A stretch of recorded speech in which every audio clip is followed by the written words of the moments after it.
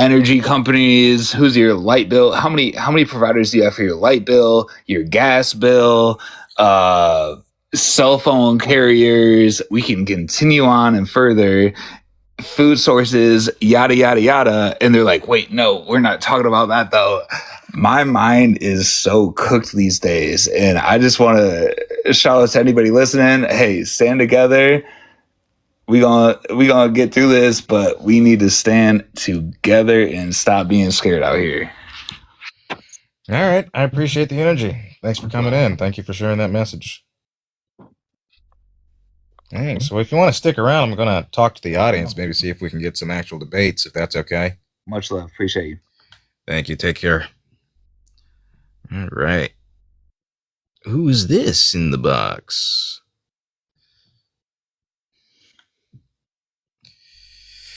Starbright, you've been here before. Yellow. Starbright, Starbright. How does that old thing go? Starlight, Starbright. I hear you making noise. First star I see tonight. I wish I may, I wish I might have this wish. I wish tonight. All right, well, this is awkward. I had some kind of bullshit ass toy. I can't even remember what the fuck it was. I don't know if it was a dog or an angel or some shit, or a dog dressed like an angel, but I had some toy that I assume my grandma gave me that said that little lullaby or prayer or poem or whatever it is, and that shit would go off in the middle of the night and would scare the fuck out of me. Starlight, Starbright. Ah! Stop! Stop! Stop that, please. It's not cute. That little poem brought back that memory. God, what was it? Now I need to find it. It had to have been like some kind of baby or an angel or like a dog or some shit that told that shit. And I didn't like it. An incoming raid? From whom, pray tell? Now the views are kicking up. I've been sitting here for half an hour or so, trying to get some kind of traction going on here. It was like 37 viewers for the longest time, and now it seems as though we're actually getting some people on in here. So thank you, Matt and Nemo, two distinguished gentlemen that are on here debating and fighting the good fight. So welcome to this stream now. It's a bit of a different kind of stream. I don't really have co-hosts. I kind of fly solo and debate many things, really. Debate the state of the world, foreign policy, social issues, list goes on. Who is this? Oh, you're back. Spud, you had a question? Yeah, what's up, my friend? I was just curious if you'd like to elaborate on some like policies that you do endorse and any concessions you might have with current day geopolitics, etc.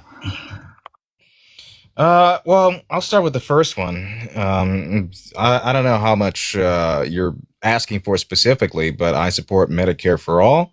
I support, let's see, what else? Universal higher education. I support a woman's right to choose and reproductive health rights. I support gay rights, trans rights, which would include right to privacy, right to medical autonomy, right to documentation. Let's see, I'm anti-war in a general sense, specifically the wars that we have engaged in with the Middle East. I think the U.S. needs to engage in a full-scale divestment from Israel in terms of its militaristic approach. I'm for the transition towards renewable energy. What else do you want to know? It's a lot of stuff you're asking here. You know, to be honest, not trying to be a bootlicker here, but love to hear what you've been saying. Okay. Economic policy, where do you think aligns the best, I guess? I think a billionaire wealth tax is something I would support. I think raising the corporate tax rate needs to be done, has been done previously. I think raising the marginal tax rate roughly to 51% is something I would endorse. I'm for Beautiful. progressive taxation. I'm also for expanding tax credits, be they of electric vehicles and renewable energy, be they child tax credits, be they educational tax credits. The list goes on. How can you not That's love just some of that? the things for you. No, that's great. I want my taxes to go to education and feeding children. Like, I don't think I that do should too. really, yeah, I don't think that should even be a talking point or discussion for most of society, but unfortunately it is. So I will say, you look at history, for example, and like the quote unquote American dream during that era. I would like to know your thoughts around that time and what might have changed since then. What era are you referring to? That is quite a tough discussion, especially for people of different cultures and Okay. ethnicities. One hundred I percent. think generally people point to like the 1950s Yeah, as that post sort World War of II, archetype. typically. Yeah, and I Yeah. will say, sorry, not to interrupt, but you were talking about the what Brand New Deal with Theodore Roosevelt or whatever with a higher Yeah. taxation. Yeah, thank Well, Teddy's. Yes, federal, excuse me, FDR. Yeah. Franklin FJK. Yeah. Delano Roosevelt. Yes, thank you. Running stem. But go ahead. Yeah, if you want to continue. Yeah, if you're referring like to the 1950s, that's generally sort of the idealized era of American politics. And I Pre think civil rights. within that, yeah, with 50s and 60s, within that, Um, I'm not so much in favor of the social policies, which are very much excluded in these conversations when people talk about that bygone era of American greatness. America was not very socially progressive. Economically progressive, yes. The union rates in America, I think 1 in 3 individuals were in a union, 1 in 3 workers were in unions. We had a higher marginal tax rate, higher corporate tax rate, over and above the economics of that time would be more in line with progressive policy than it would be in conservative fiscal policy. So I think if we can merge that sort of fiscally progressive system with socially progressive system, then that would be the kind of system that would ultimately lead itself to the best results for our society. But I think, when people talk about that amazing era of the 1950s, they tend to exclude the factor of women being enabled to have Oppressed. their own credit cards and Oppressed. own homes on their own accord or start their own bank accounts or how black people were treated, Yeah, how gay minorities. people were 100%. treated. List goes on. Yes. Right, exactly. Yeah. So, if those two things can be bridged, that would be the kind of society, socially and fiscally, that I'd like to see. 1000%. And like nailed it on the head. Social issues and economic issues are two different things, but very much intertwined when it gets down to just humanitarianism to begin with. Yep.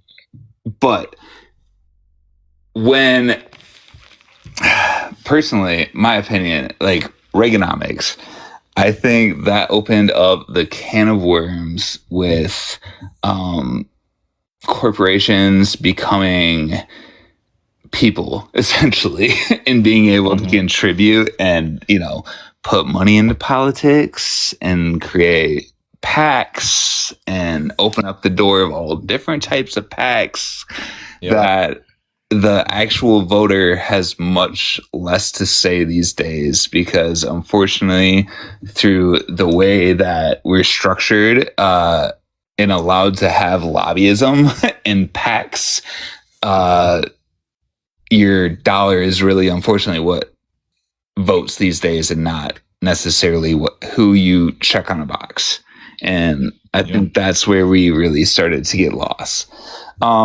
Yeah, and there's fault on the Democratic Party side as well. I think doing away with Glass-Steagall, right? Doing away with the Glass-Steagall Act was a major contributor to that. They have not been as forceful on the idea of repealing Citizens United in a way that I'd like to see. They've not been as adamant about funding public funding of elections in a way that I'd like to see. They still partake in that system of billionaire funding and private PAC money that they otherwise condemn, but still otherwise would accept for the chances of getting in politics. And so I think it's antiquated. I think it's eclipsing the voices of average middle class Americans who don't have that level of social capital, of economic capital, and is corrupting our system. But yeah, I don't think we disagree, and that's good. So glad to see we're on the same page here. No, no, I fully do. Yeah, I'm on the same I want page to see with if we can at least try to get some debates. Well, I got 230 something people here. Let me tell you, folks, all of you guys watching here, I've gone live multiple times today across at least 4 or 5 hours, and my views have been well under at least 80 all day. So while we have people on here, please do tap that screen. Please do share this live. Please do gift if you're able to. There's also Venmo, Cash App in the bio, and a number of different charities and GoFundMe's worth checking out in the link tree as well. Please do support, because it has been a fucking day today. It has been absolute ass balls. Here I am. Seems like I'm actually getting viewers. So thank you all for showing up. But you had one more question for me? Yeah, as far as like an economic policy, if we're talking like capitalism, socialism, communism, what is your stance of one compared to the other, or a quasi or a mixture of any? Just curious. Yeah, I'm for a quasi system. I consider myself a social democrat in that sense, and I would follow more of a Scandinavian model.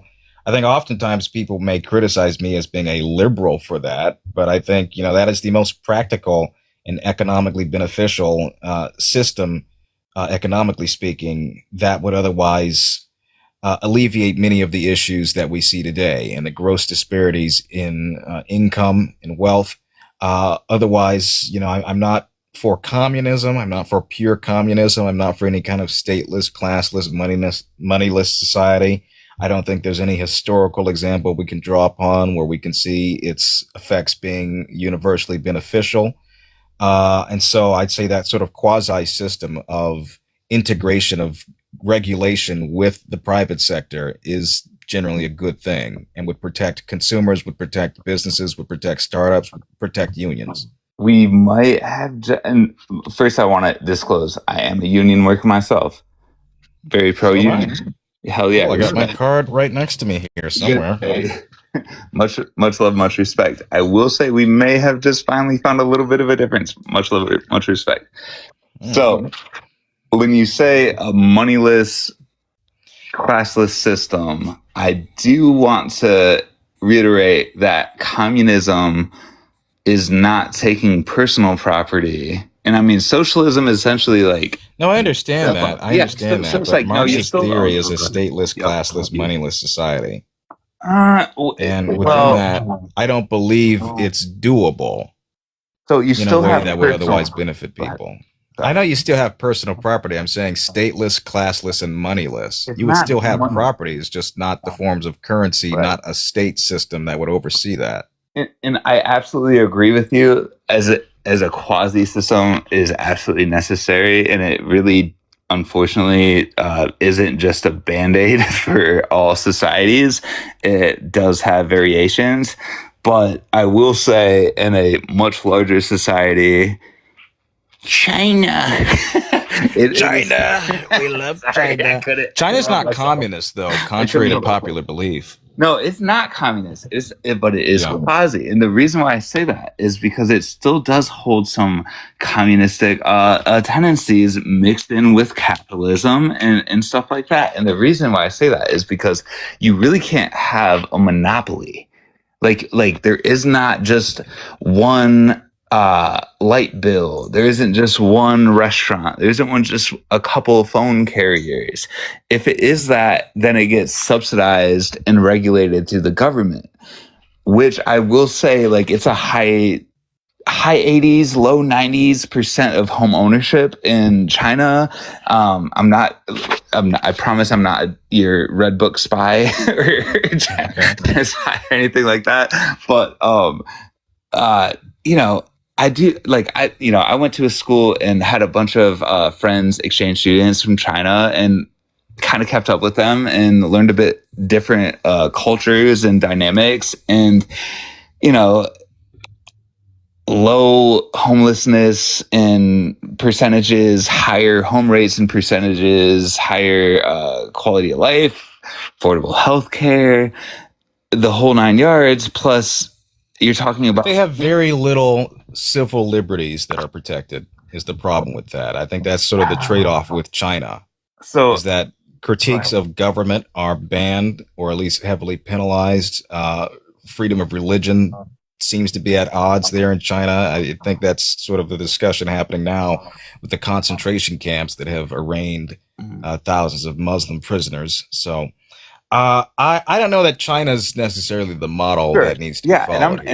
It's a very I'm not saying it, authoritarian construct. and I'm not saying it is, but I will say they also, instead of investing in like a military complex, have invested in social programs as well as Yeah, I infrastructure. understand that. I You understand. know what I'm saying? Yeah, But I I think there will are things that we go ahead. can and should learn from Yeah, China, but I don't yeah, think the yeah, yeah. model, I'm the not saying economic model of China is something that should be replicated I don't. anywhere across the globe, Hundred especially in the percent. United States. And like I said, Yeah. there are variations, and again, I'm not trying to say you're wrong or I'm right or either in between because it is subjective and also hearsay for where our origin is and where we're living currently. I will rebut slightly. Um, you talked about a very authoritarian state. Yeah, I'm China's very authoritarian. okay, sure. So I will say there's trade-offs to everything. Okay. And I am very much for personal freedoms. I enjoy the Constitution and the rights it gives me. Um, however, what authoritarianism is happening, quote unquote, in China that isn't happening in the United States? They don't have elections. Hmm. They don't elect their leaders. They have a president for life in Xi Jinping, That's and not true. They that's do have elections. well. You can say it's I'm rigged, but talking people specifically about the oftentimes leader of their country. They don't elect. He is president for so it life. is registered as a democracy and people do vote. But you Mhm. can say it's rigged, but I mean shoot, our president itself the current regime right now said that an election was rigged prior. So I don't see much of a difference. I got that, but this is a president for life here. That's the difference here, is that there aren't any mechanisms that would otherwise undo his authority to maintain his seat in power. There's not that sort of checks and balances that we have here, or a multi-party system of government in China. They have a one-party rule there. Can you like cite sources and elaborate further for Yeah, me? the CCP, the Chinese Communist Party, is the one party that is ruling in China. Yeah, but there are people that can and again, look, I'm not saying that they have it figured out. I'm not trying to get I am not necessarily pro China. I'm not pro any country or regime. I am humanitarianism at its finest. But I will say there is so much propaganda about other countries and the regimes, and I swear, if a lot of people just looked in the mirror, it looks a lot closer to Okay. us. That's all I'm saying. I'm not saying these things to escape criticisms of the Yeah, United States. I Like understand. I understand. I'm against the Patriot Act as much as I am Yeah, the mass surveillance respect, systems that happen in China. I think it's respect. much worse the degree that they have there in China, and the fact that social credit scores exist in a way that doesn't necessarily exist here. I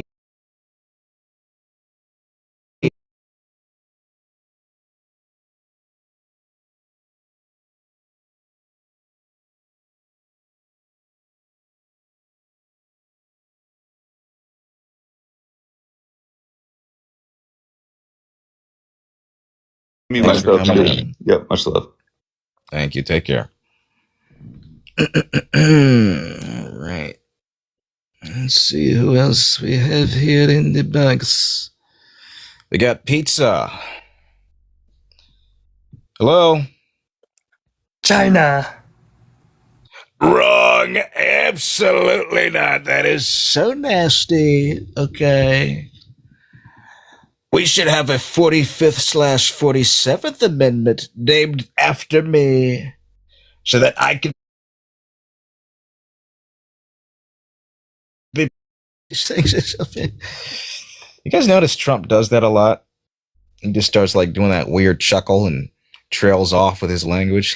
You look at these people. What the fuck are you saying? Look at him. Stop. Enunciate. Use your words.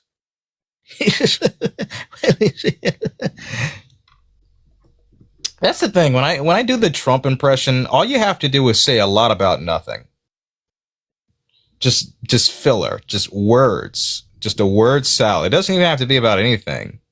Okay, you could just start speaking. You look at these people and you see what they do, and these horrible people, all the things they're saying, they're nasty people. They don't believe in what we're doing.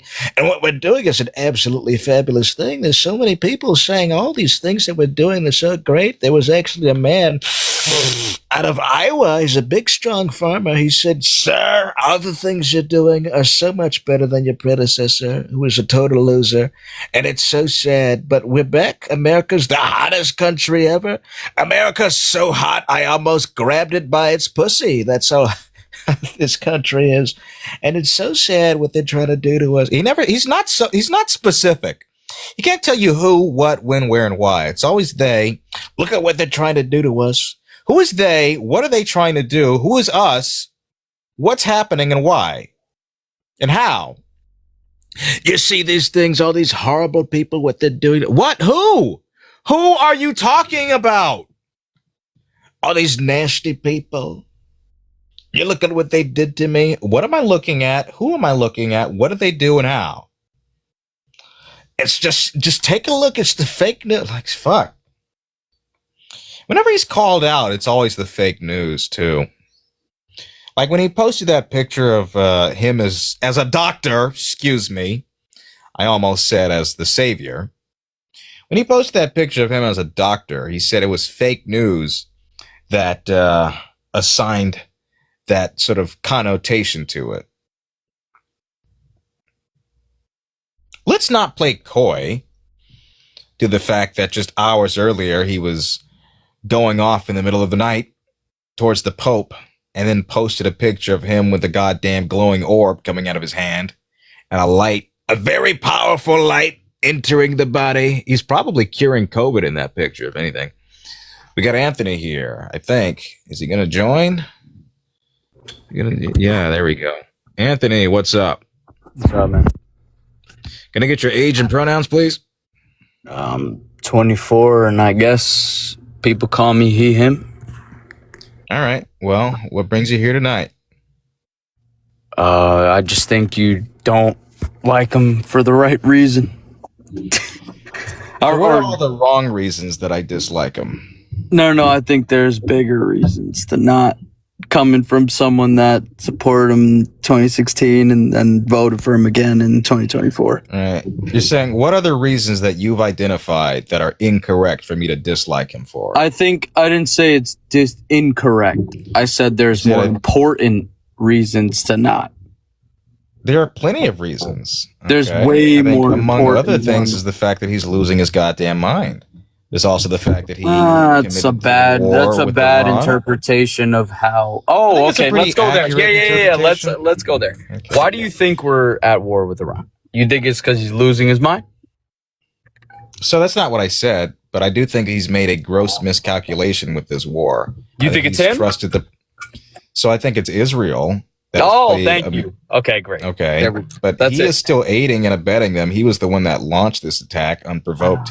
So yeah, he was feeding into rhetoric by the Israeli government and has now pursued this case unilaterally. Feeding into rhetoric from the Israeli government, or all of our politicians don't have a choice? He's doing this on his own, though. No, he's not. You think our politicians have a choice? Trump?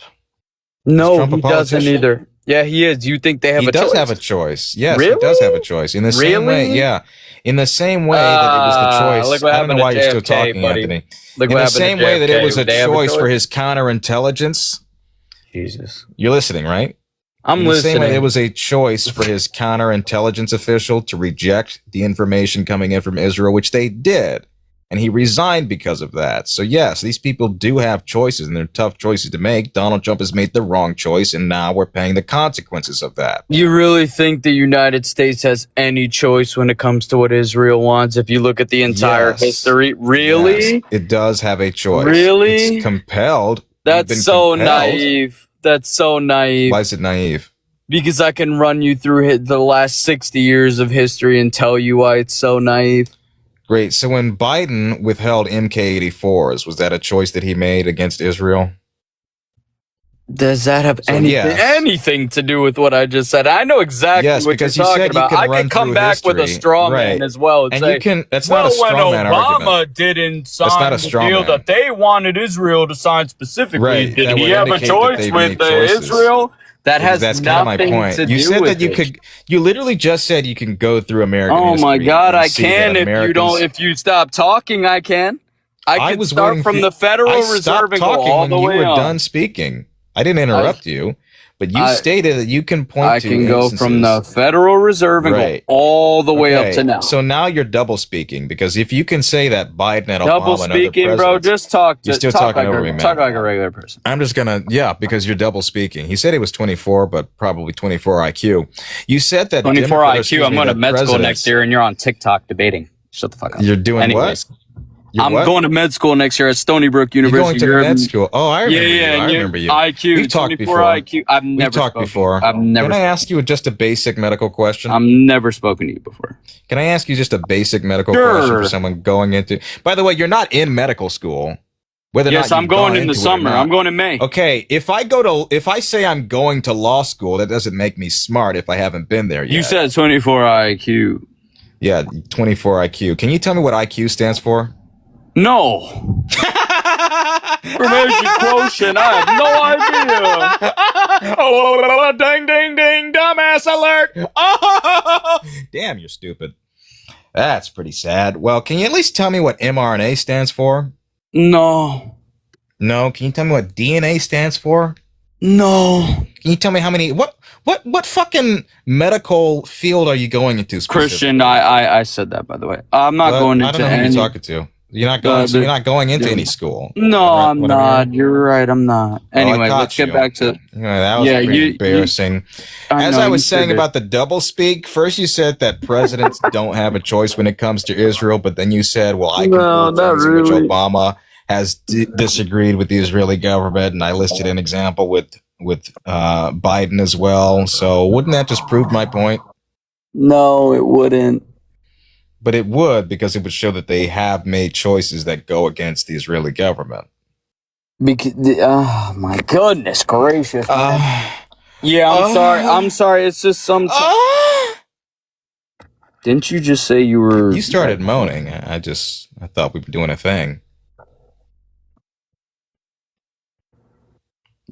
Anyway, this guy's wasting my time. Anyway, go away now. Go back to school, okay, kid?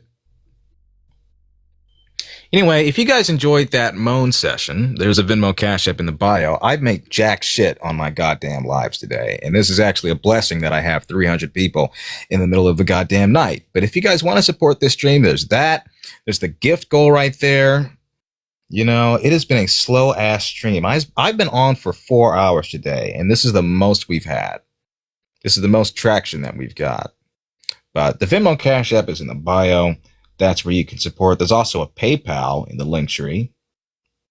I don't usually give that out openly, but we've added it because people have been asking me. So yeah, that is how you can support this stream. The guy was annoying, so we decided to move on past that. It's a little embarrassing. Hey, look at that, his little cactus. I used to be very afraid of cacti. Those big jumbo ones that are like 12 to 20 feet tall. I used to be real scared of those.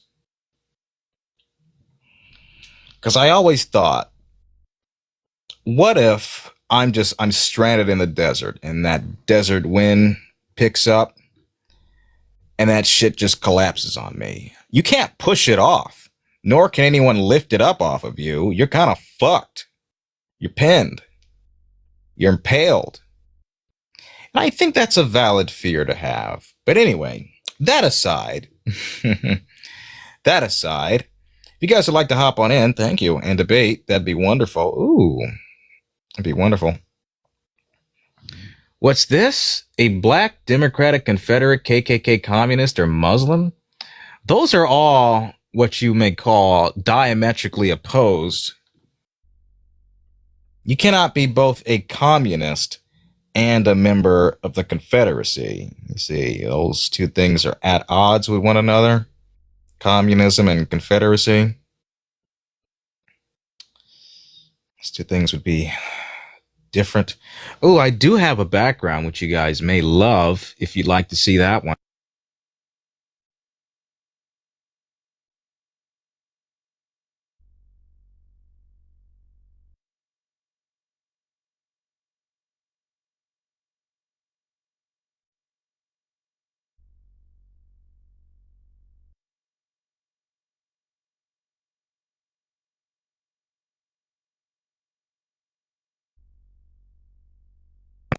There we go. There.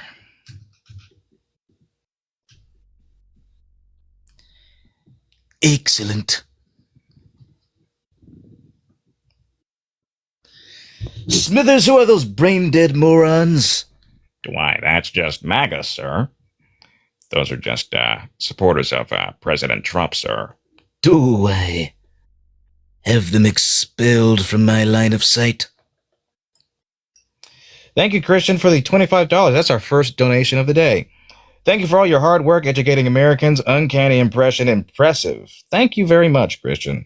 If you guys feel so inclined to support this stream, there's a Venmo Cash App in the bio. That is where you can go to support it.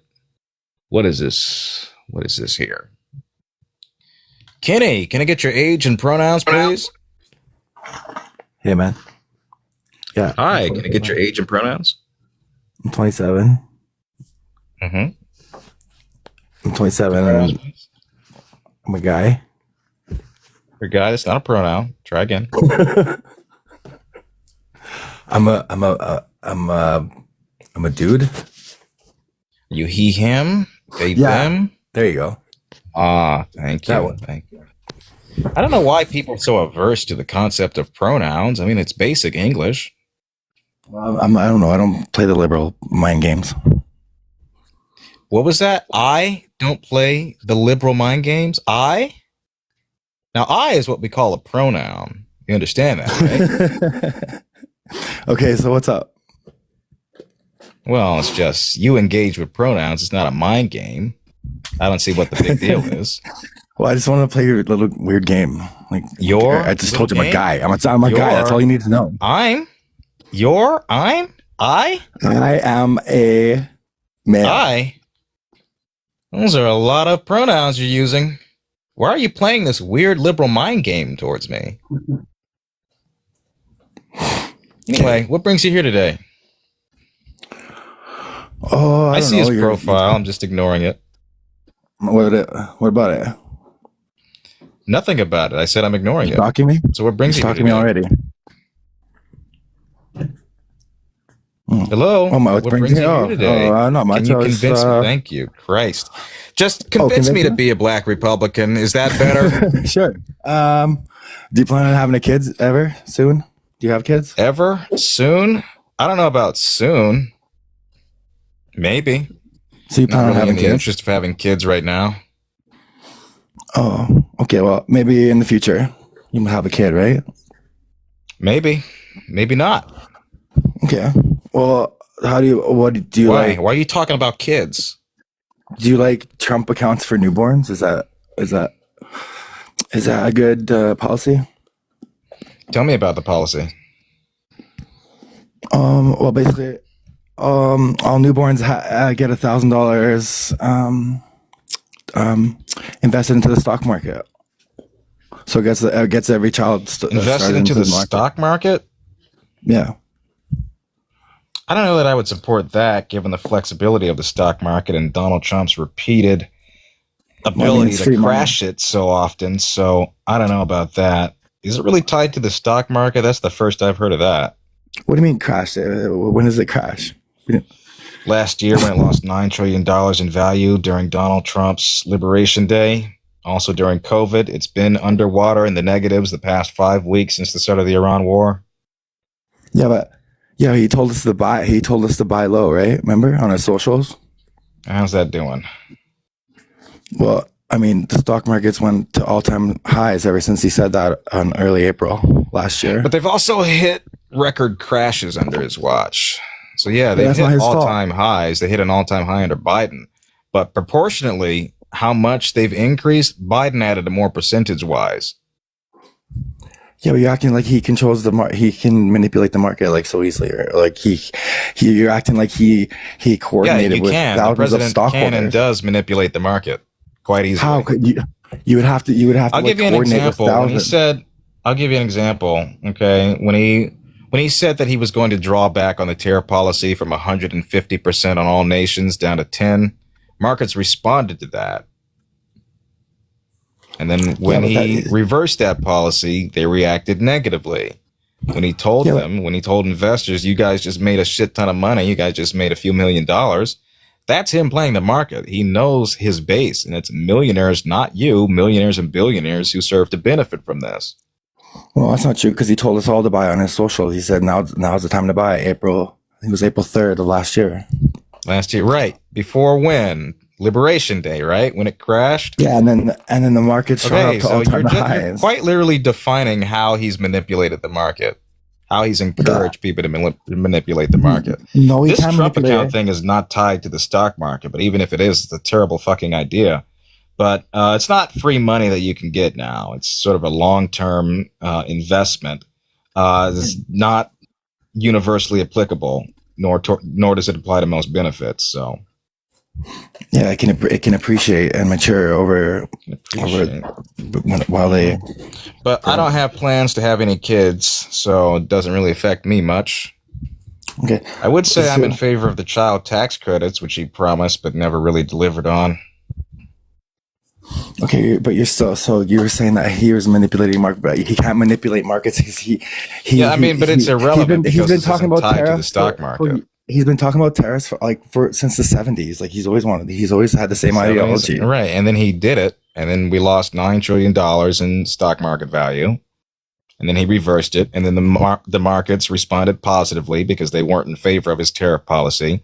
It's so funny how you guys give him credit for him undoing his bad policy. And somehow that makes everything better, as if he didn't initiate it to begin with.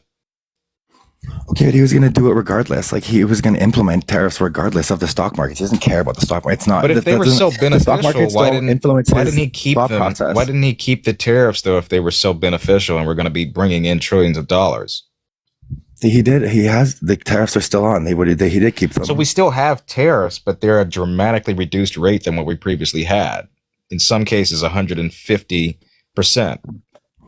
Well, so we still have the 10% across the board, and our trade deficit is down. I know that, but I'm saying if the previous tariff rates were so good and were good policy, why didn't he stick to them? Are you referring to his first term tariffs? I'm referring to this one. Yeah. Well, because you have to be able to adjust on the fly, right? He's only trying to maneuver for on the fly. That's kind of the bad thing about it, is that Congress doesn't seem to have a role over this, doesn't have jurisdiction over his tariff policy. And I think recently it seems as though it's been struck down or is going to be struck down.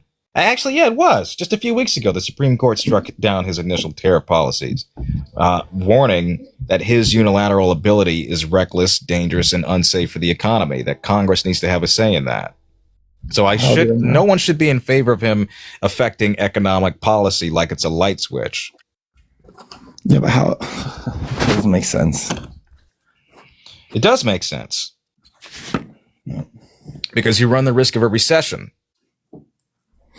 Yeah, but he can't. Like I said, he can't. He would have to coordinate with thousands of stockholders to all sell at the same time in order to crash the market, right? No, you wouldn't have to coordinate with all of them. You just need to understand the direction and what the market responds to policy-wise, and either lift said policy or encourage said policy, which he's done. Yeah, but still, how is it? Why would they vote it down? Or why would they be against it when it's lowering our trade deficit? Doesn't really. I know that it's lowered our trade deficit, but the reason why is because he abused the International Emergency Economic Powers Act. And there wasn't any clear sign of an economic emergency that would warrant that. Well, you were saying it hasn't lowered our trade deficit, but it has. The administration overstepped authority by using the IEEPA to impose sweeping tariffs, which was a significant blow to their trade strategy. ruling, Learning Resources Inc. v. Trump, decided that the 1977 law does not give the president the power to impose broad tariffs. Court ruled that the regulate importation clause does not authorize the taxation of imports, which is a power delegated to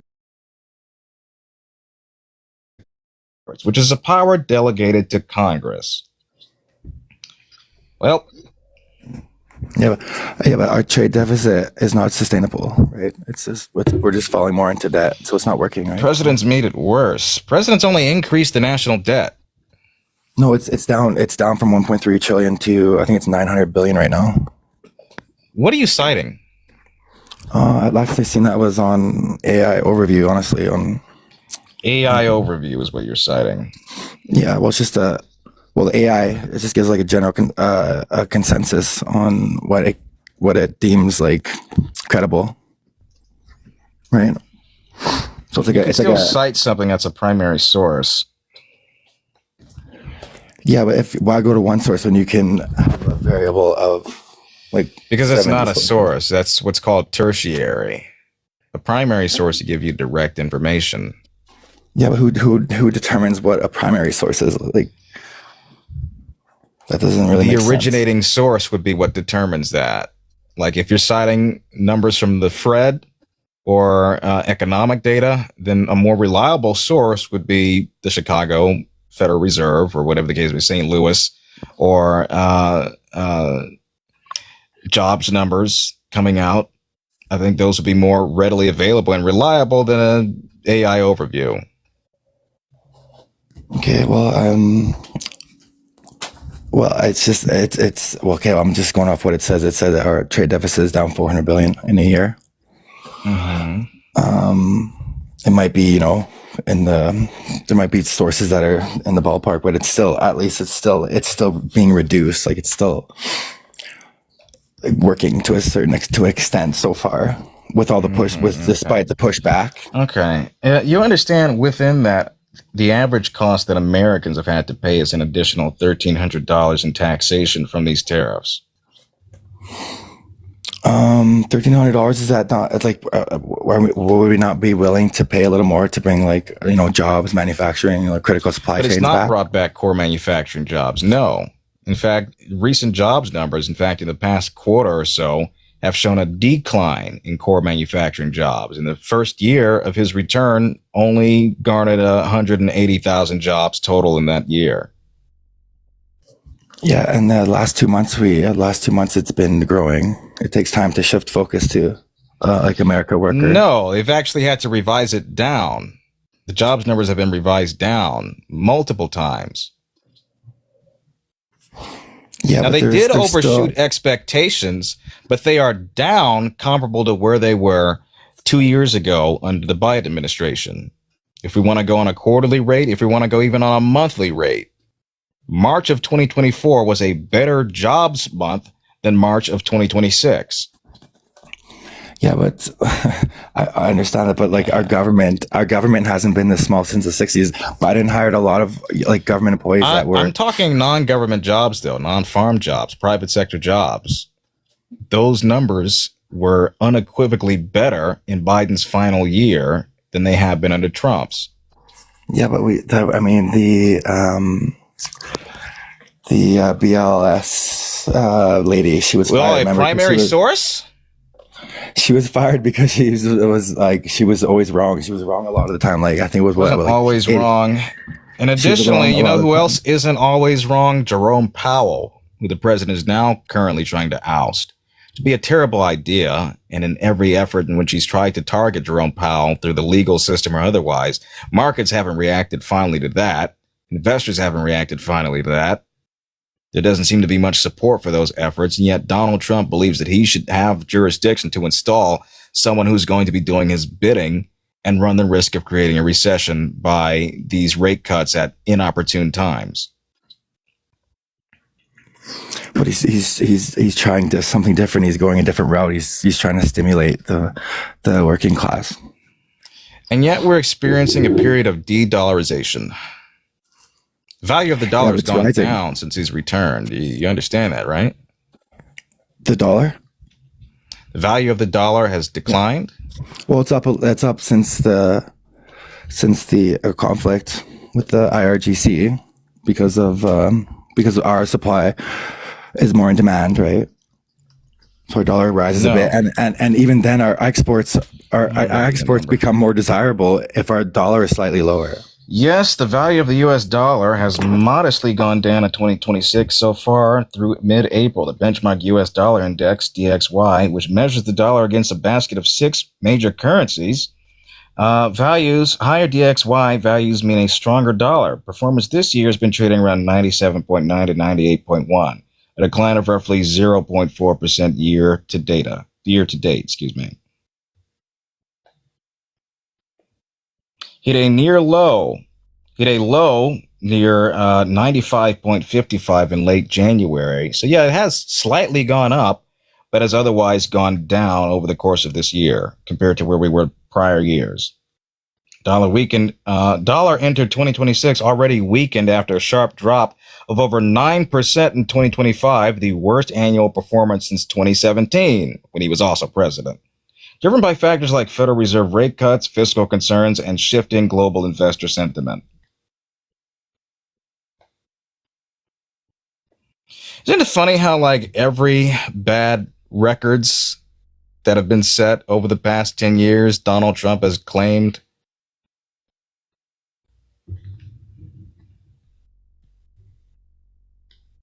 Not every, that is probably hyperbole, but quite a lot of these bad numbers are coming from the Trump admin. The guy's muted. There he is. I heard some signs of life. Sorry about that. You okay? Sorry, no, I'm okay. Yeah, thanks. Okay, I was getting a little worried about you there. I appreciate that.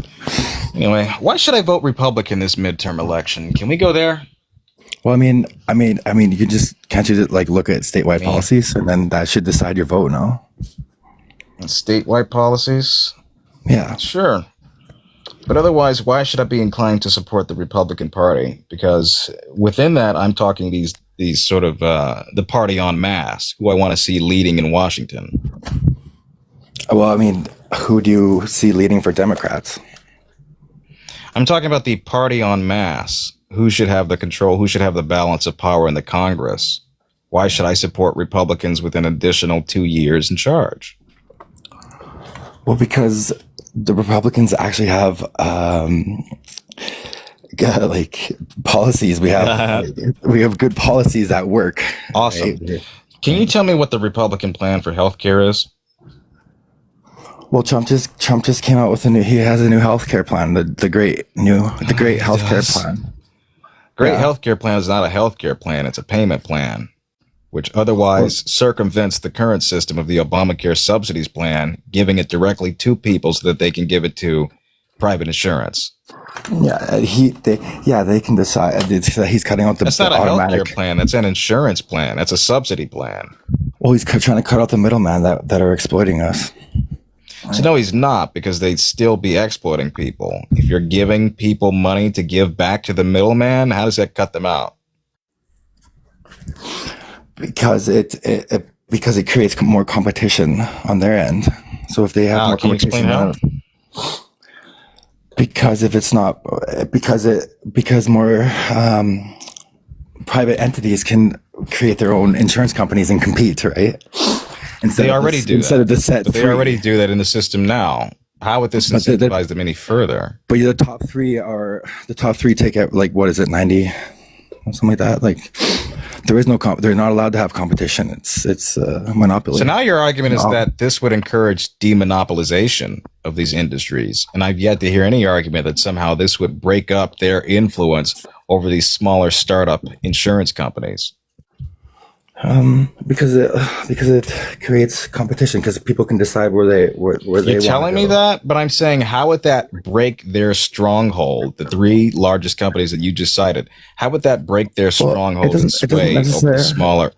Okay. Yeah, it doesn't. Again, how would that encourage anything? How would that encourage anything different than what's already in place? Well, because it doesn't have to break their stronghold, but they'll have to compete. They still exist, right? Prices. But they'd be competing against those larger conglomerates, which almost certainly they'd be losing against. but also other third parties that are also offering insurance that they have to compete with, right? So when you add more competition, you did all right. And then also, just a second, man. Just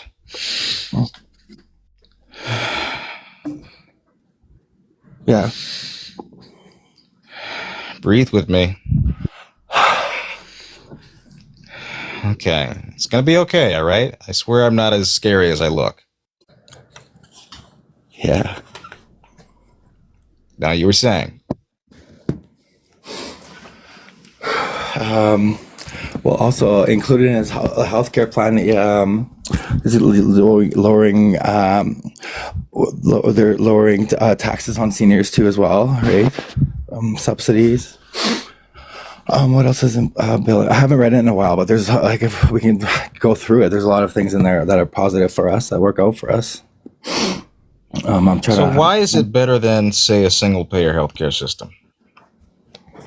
Because look, it's not working right. We're paying. How much are we paying just to go for just a simple physical? It's that's under the private care system. I'm saying under single payer, which would have no deductibles, co-payments, or premiums. This still keeps all of those things in place. And so the question is, why is a system that maintains the private sector that enables these better than a system that otherwise wouldn't?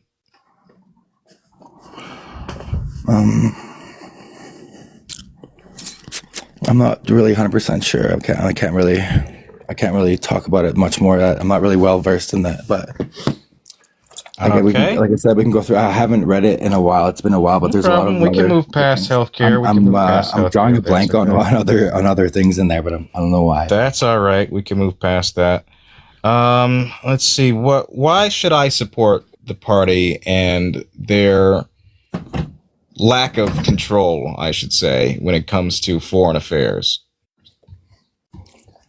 How is it lack of control? I mean, I'd say they're pretty in control. So we've committed 2 acts of regime change. We've upped civilian casualties, upped drone strikes and bombings of civilian infrastructure, and have now contributed within the war in Iran yet another toppling of a regime. Well, not really a toppling, but yet another effort of regime change in the Middle East. And so why should I support that effort any further? Well, what do they have in common, those 3? Regime change is the effort. Yeah, but what did they have in common? I'd say failed regime change. You're probably going to say oil, but that money and that infrastructure is not there. No, they all had in common. What they had in crude. Well, yeah, they all have war crimes in common too, and civilian casualties. Right. If you want to go there, and the increase that taxpayers are having to pay. Well, no, they also supply our biggest adversaries with resources, right? So that's a big. We're losing leverage by letting them do that. Money. Wait, who is supplying who with resources? You're saying that Venezuela and Iran are supplying our biggest adversaries? Yeah, particularly China. They're supplying China with 50% of China's oil comes out of that strait alone, and then Venezuela was also supplying them with, That's not from Iran, though. Well, some of it comes from Iran, just the Strait of Hormuz. That's not Iran. That's not specifically from Iran. But they also supply them with oil on the backroom deals they got going on there. They're allies, right? So they supply them with a lot of oil. That's what this is about. We need the leverage on China. It's imperative for our security in the long run. Okay, I misspoke. It is about 80-90% of Iran's crude exports China's a buyer of. But they've shut down the strait. Yeah, and we produce the most oil in the world by far. We can produce up to 20 million barrels a day. No other country can produce 10. So what happens? The question is whether or not we have the ports and the infrastructure to ship that and the refining capacity, and we don't. Yeah, but we have an oversupply of oil right now. We have 20 million barrels. And like I said, we produce the most oil per day, and we can also ship it out to be refined other places because it's sweet, right? It's mostly sweet. Sweet? it's sweet and like it's not like heavy sour oil mostly. That comes from Texas. Sour. I've never heard of those terms before. Well, sour is like when it's like H2S gas. If it has H2S gas in it, because it's considered sour, which is poisonous. And then it's also usually heavy, like heavy crude. Sweet crude oil? Yeah, and sweet is like there's no H2S. You can breathe it, like you can flow it, and you can even have it like open air, and it's not gonna knock you down.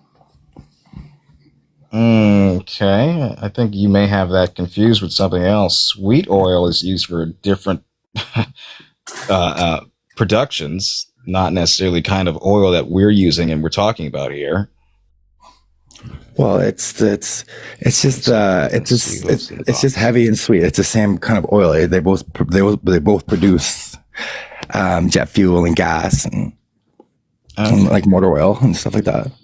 Okay, so the common denominator is that we're going to be reaping the excess oil that these nations produce and selling it on our own accord. I'm a little bit confused by that because on one hand, you say that we have the oil necessary and should cut off those. But on the other hand, it seems as though the interest right now, foreign policy wise, is to take that.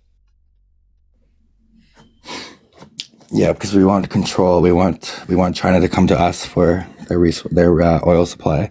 We need that one piece of leverage on them because we don't have that right now, other than our consumer market. So are we or are we not going to seize the oil fields and refineries in Iran and Venezuela if we have all that oil?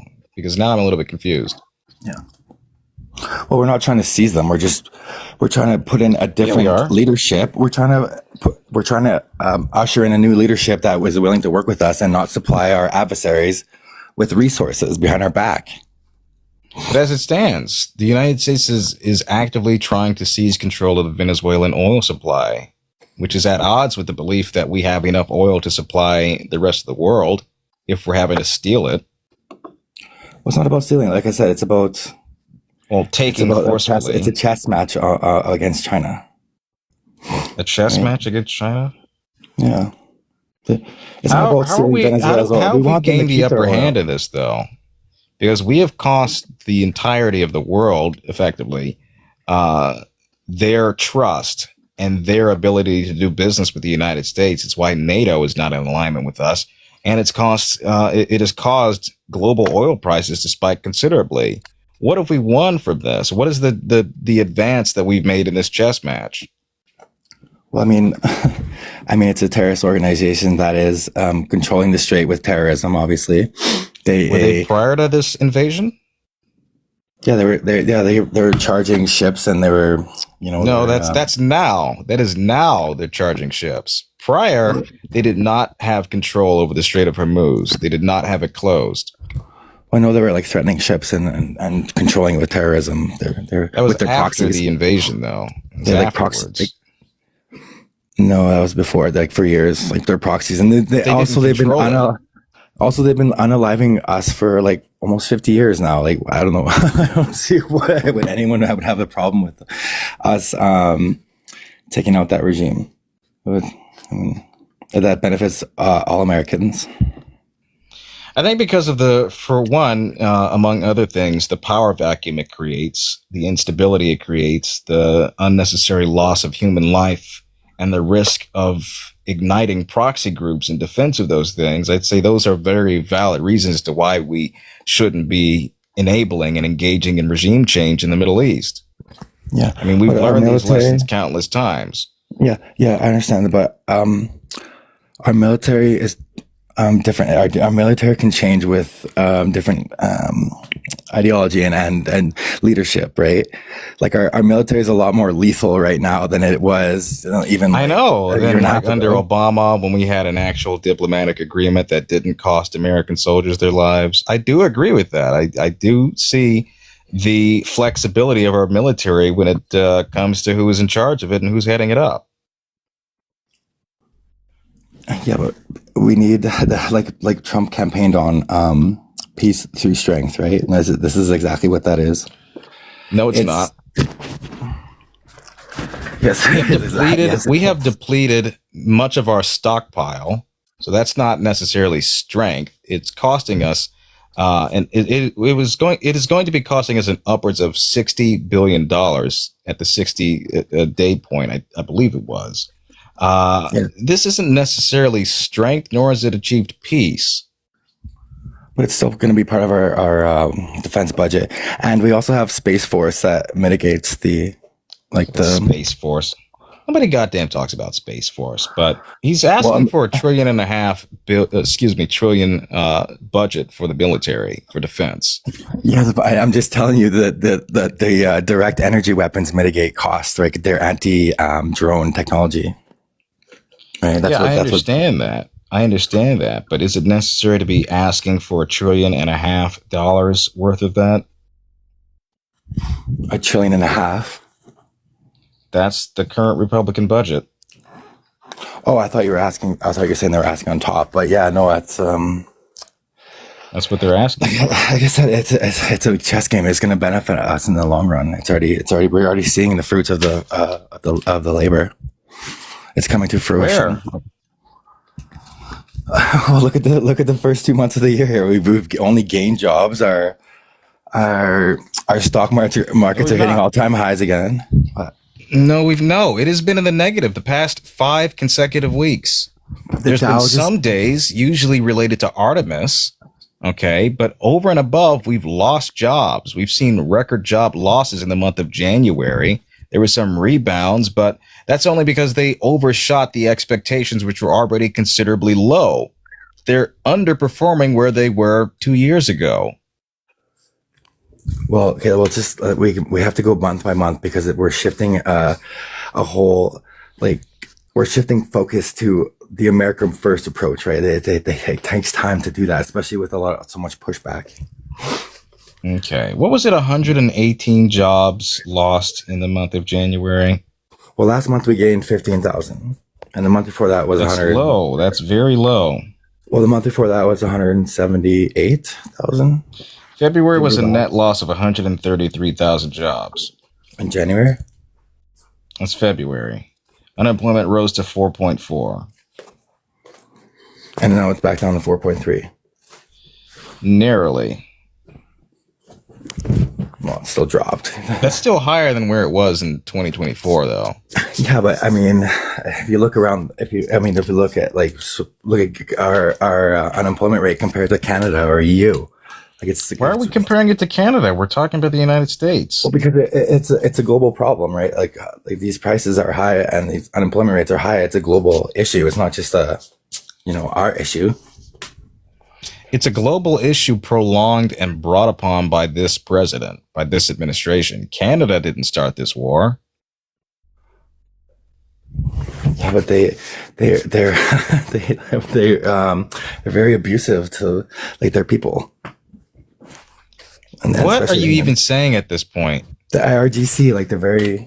I thought you were talking about Canada. Okay. No, I'm talking about IRGC. This is why the IRGC is an abusive organization. The question is, what is the power vacuum that you're opening up when you depose of governments without the say of those people who you're also killing? You create a worse off situation. You create a power vacuum that needs filling. And oftentimes what you'll see are aligned groups, are like-minded groups that will fill those vacuums, that will take that sort of stronghold, if not worse than the previous regime, and govern in that sense.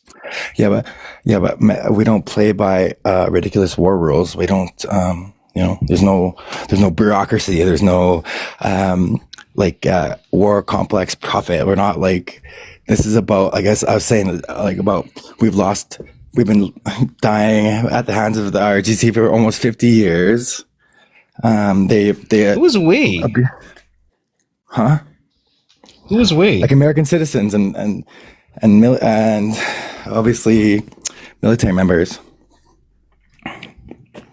For nearly 50 years, they've been attacking and unaliving us. Why? Why? Because them and their proxies are because of similar efforts of meddling and engagements within their country. Okay, well, either way, nowadays there's gonna be no pushback anymore because they know what we're capable of now. Like, you seen what happened in Venezuela? They've known. No, but this is like, I think if anything, Iran has proven themselves to be rather consistent in their ability to maintain their fight, even with the disparities, even with the large disadvantages that they have. They've shown some commitment towards this, and they've made progress in some regards. They've had results within this. I don't think it's necessarily fair or accurate to say that things have just been completely easy and that they're falling over. They very clearly haven't. And this time that they have right now, this 2-week ceasefire, has given them ample amount of time to replenish, restock, resupply, and retrain. well, I mean, what are they accomplishing when they're hiding in their installations underground? What are they accomplishing? They've been able to target civilians in Tel Aviv. They've been able to target power plants and infrastructure. They've been able to kill 13 service members. But they, as soon as they start firing, they expose themselves too, right? Because we have air superiority. So if we're watching every move they make, then they know that, right? They're not like I said. This is a no nonsense approach. Like, if you're being watched from the sky 24/7, I'm sure you're gonna be, like I said, either hiding in their rat holes like they are, or actually trying to negotiate for a deal with Trump. Right, and so we sat. It's not about taking their oil. It's not about taking their resources. We deployed Vance across 21 hours and achieved nothing. The president said that we have a workable framework for peace with Iran, and of that includes lifting of sanctions, the unfreezing of those sanctions, giving them full control over the Strait of Hormuz, among other things. There's been no discussion over the limits of their enrichment of uranium. That's not part of the agreement. And so right now it's sort of just a pause, which has already been violated by Israel, by the way, but a pause in this sense that almost certainly will not hold, will not result in anything of meaningful impact. And I think we will see that next week. Yeah. Well, they're mostly debilitated. Their Navy's underwater, and the Air Force is, as soon as if they try to bring a jet up in the sky, it's over within. But they're not done. They're not depleted. They're not depleted, but they're, like I said, they're just hiding out in holes, like that. In their installations. Yeah, they are buying time. They've had centuries. This 2-week agreement has effectively given them the ability to buy their time, to restock, to retrain, to reload, all of that. How can they restock though when their infrastructure? Because they have proxies. They have proxies. Yeah, but they're being watched. They have agreements with Russia and others. Sure, but like I said, they're being every move they take. I know they're being watched. That hasn't stopped them thus far. That's not a good argument. Yes, they're being watched. They still have some advantages that they've utilized, especially when it comes to territorial advantages. Yeah.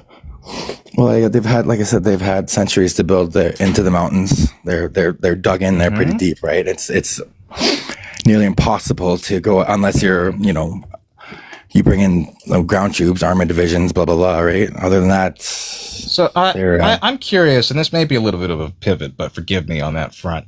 Do you believe that Operation, Iron Hammer was unsuccessful in this sense if it didn't successfully deplete their nuclear capabilities? Well, I think that they thought it was going to be a little. I think they thought they were just going to give up more easy. When obviously that hasn't happened. With respects to the previous attack that we did last summer, are you of the belief that it was unsuccessful if it warranted further nuclear capabilities? Yeah. Well, yes, because there's also many other variables that we're doing this. Trump's doing this. Just so we're clear, you believe that the previous Midnight Hammer was unsuccessful? The Midnight Hammer, are you talking about, is that Venezuela? No, I Operation think that's Fury. the one from last year. No, Operation Epic Fury was this year. Yeah, Midnight Hammer was last year when we targeted. Right. Yeah. Yeah. Are you believing that you're saying that's unsuccessful, right? No, not necessarily, because this time yes, they say it's about nuclear capabilities, but it's also, like I said, mainly about cutting off our adversaries' suppliers, and that's pretty much. That's not the main reason why we got into this, though. But that's not the main reason why. I'd say that maybe a sub. Yeah, but that's a minuscule reason as to why we engaged into this. We did not declare this over their oil capabilities and access with other nations. That's not why. It's the supposed threat of their nuclear arsenal, which we've been targeting. And so that's why I asked the question, if this war is over that, is it fair to say that the previous Operation Midnight Hammer was a failure? No, because it's also okay to bend the truth a little bit when we're also trying to secure national security, just to make everyone feel less on edge. So now you're just saying that we lied, and it's okay to tell people this lie so long as it buys us time and makes them feel better? Well, not necessarily, because we did destroy the original infrastructure, but now we also need for China to be able to come to us for resources. Get the fuck out of here.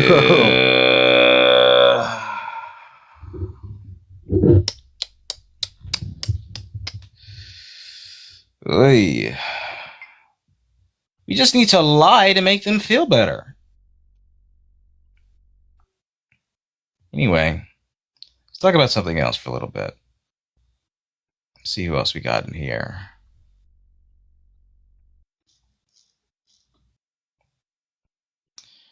But all right, I had him on for about half an hour. I think that's a good enough amount of time to move on. Who else have we got in here?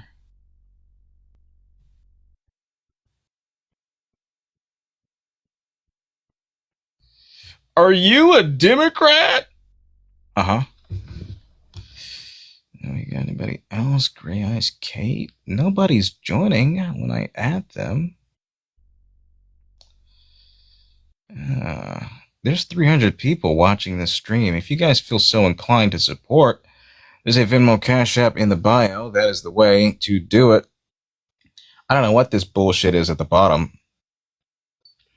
Marxist! I'm not a Marxist. I very clearly specified that I'm not a Marxist earlier. Did you guys catch that?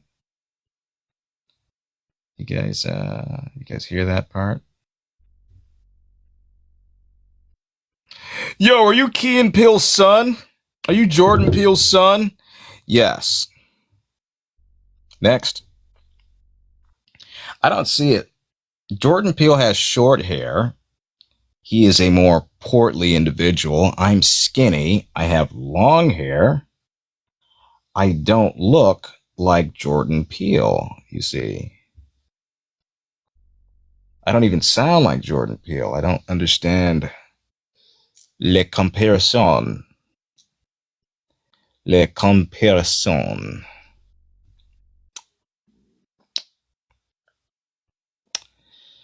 But anyway, anyone else want to hop on in here and convince me to be a black Republican ahead of this midterm election?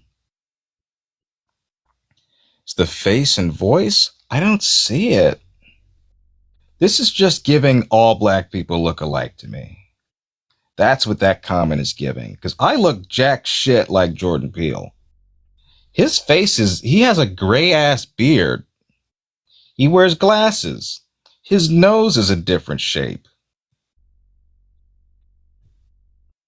You're the goddamn blind. That's the problem. You're just fucking blind. You're just blind.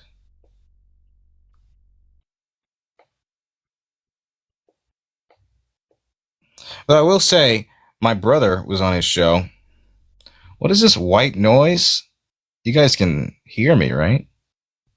My older brother was on the show.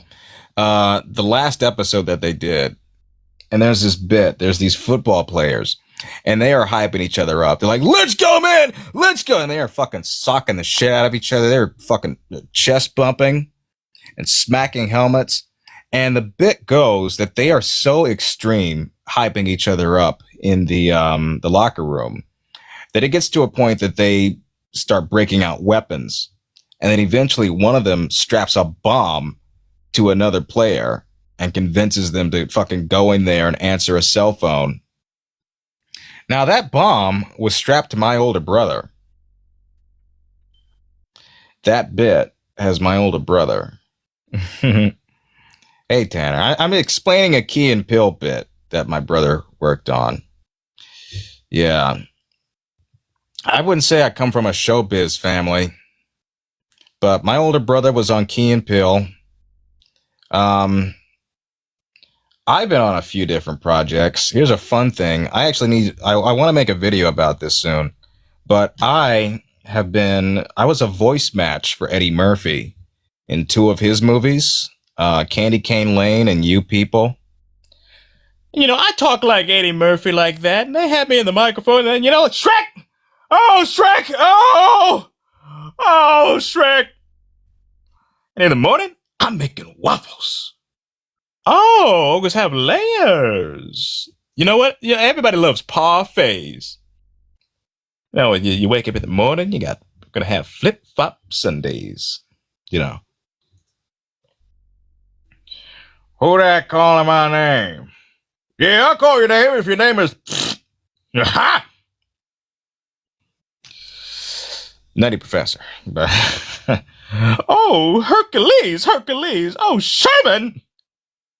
Oh, Sherman, you just gotta believe in yourself.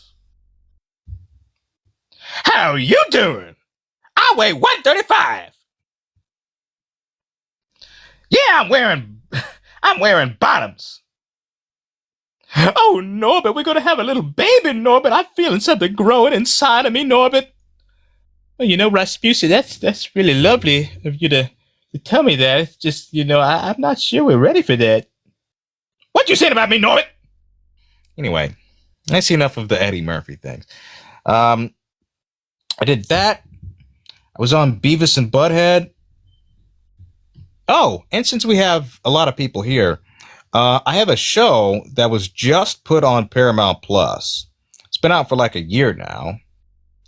But it's called Little Kev. I was Kevin Hart's understudy for that show, and I have a handful of other characters. So thank you, Brandon. Check it out. It's on Paramount Plus, called Little Kev. I come into the show in episode 2. You see, it was a lot of fun. I play a bunch of characters.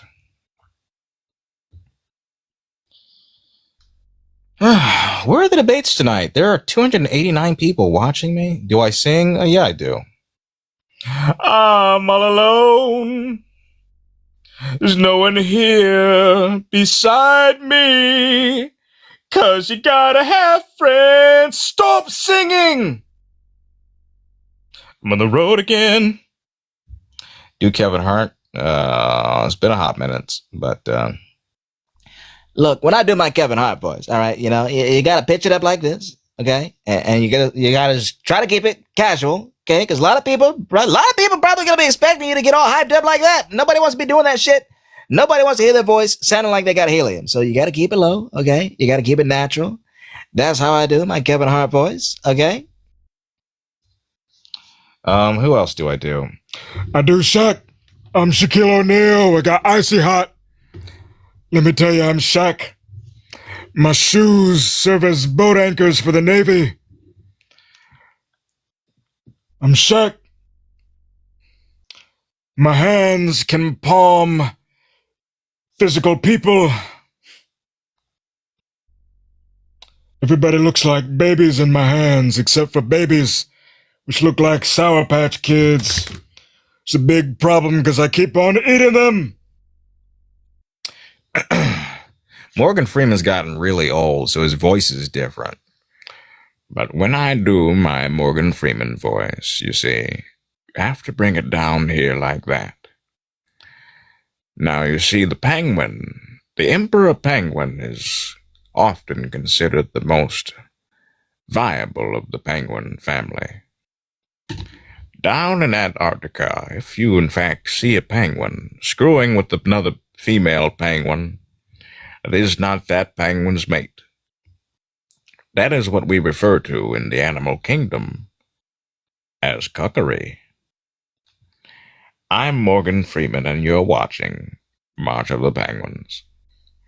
Hello, I also do Jeff Goldblum here, apartments.com. Ha ha ha. I'm far too rich to own an apartment, but I could probably lease one out to you and raise your rent, baby. Ha ha. Oh, did you guys love me in those movies? You know, I was in Jurassic Park. A lot of people reference that when they see me. They say, hey, weren't you the man from Jurassic Park? Ha ha. Absolutely, I do, President Trump. I believe I do one of the best Trumps, the most fabulous Trump from the standpoint of voices, they say. They say, sir, you're one of the best presidents. Look at these people, these sad people. It's so sad what they're doing. It's really quite sad. Oh, Peter. Oh, Peter, the horse is here. Holy crap, Lois. Hang on. Y'all gotta pay me for these voices, okay? I gotta restock on the throat lozenges. Which, by the way, is a thing. If you guys do want to hear me do specific voices and want to tip me for them, I will do them while we wait to get some actual goddamn debates. RFK. This one I need water for. I need some water to do RFK. Listen. Every American needs to consume at least one bear claw in their diet. And I'm really not referring to the drink. I'm referring to an actual bear claw, which is a common thing you can find if you're driving at 80 miles per hour in Central Park.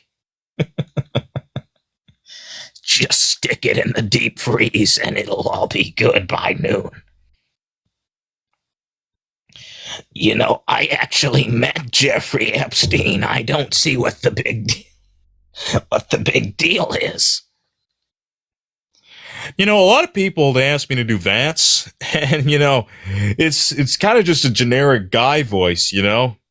You do Vance, it's like he's just sort of a guy that exists and hasn't really left much of an impression, but, you know, really, the Pope should mind his own business. The 80 miles per hour thing was pretty funny. That was actually how I learned how to do voices, was doing the presidents. You know, you gotta start with Ronald Reagan. Well, oh, that's a very sad thing right there. You see what they're trying to do in this country. Well, I say, well, we need to well our wells with that well. Listen. See, what Republicans are trying to do is absolutely insane. You take a look at what they've allowed this president to do. Could you imagine if I ever did that? I would be impeached 5 different ways to Sunday. But here's the deal, okay? We have an election coming up, okay? Now, I know, don't boo. Vote. You gotta vote. It's true. It's true. It's true. It's so true. Let me be clear. Okay.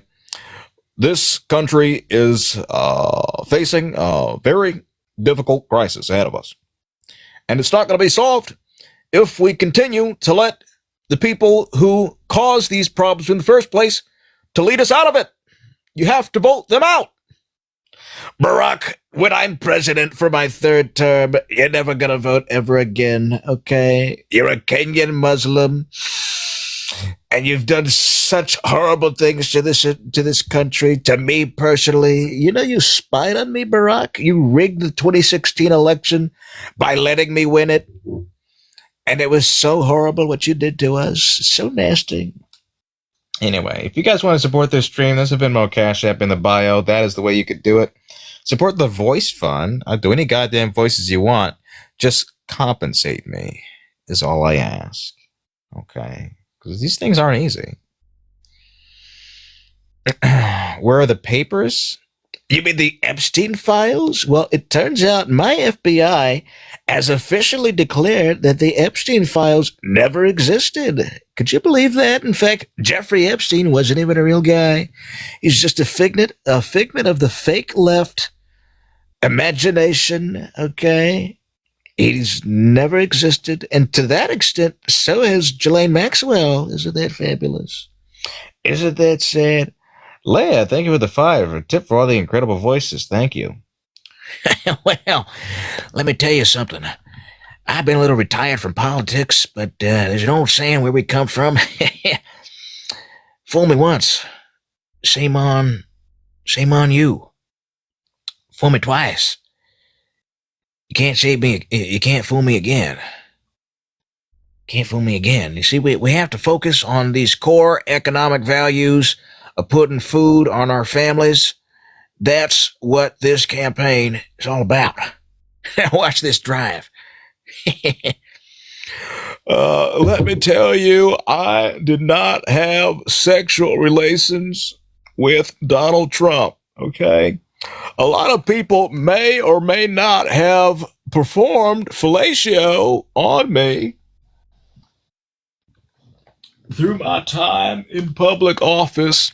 One of them was not Donald Trump, okay?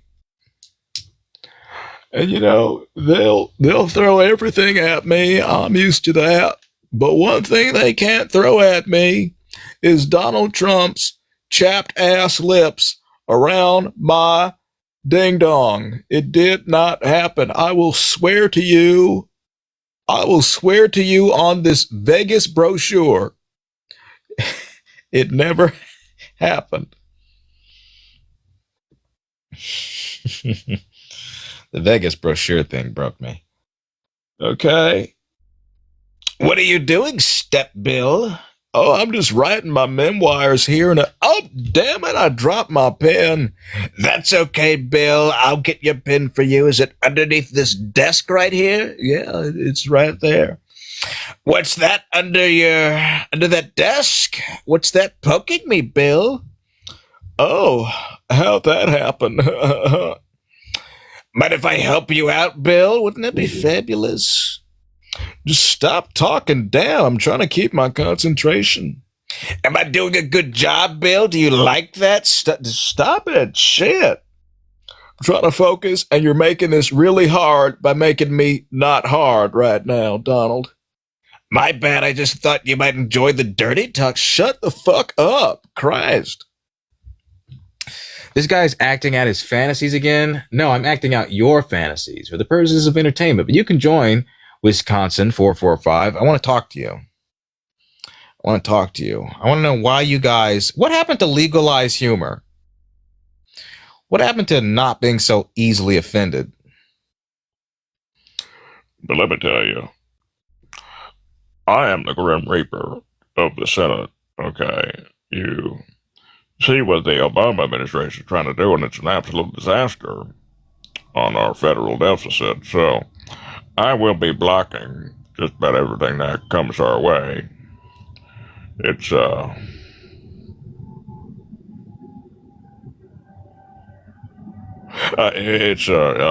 real sad thing, and sorry about that. Little glitch in the system there.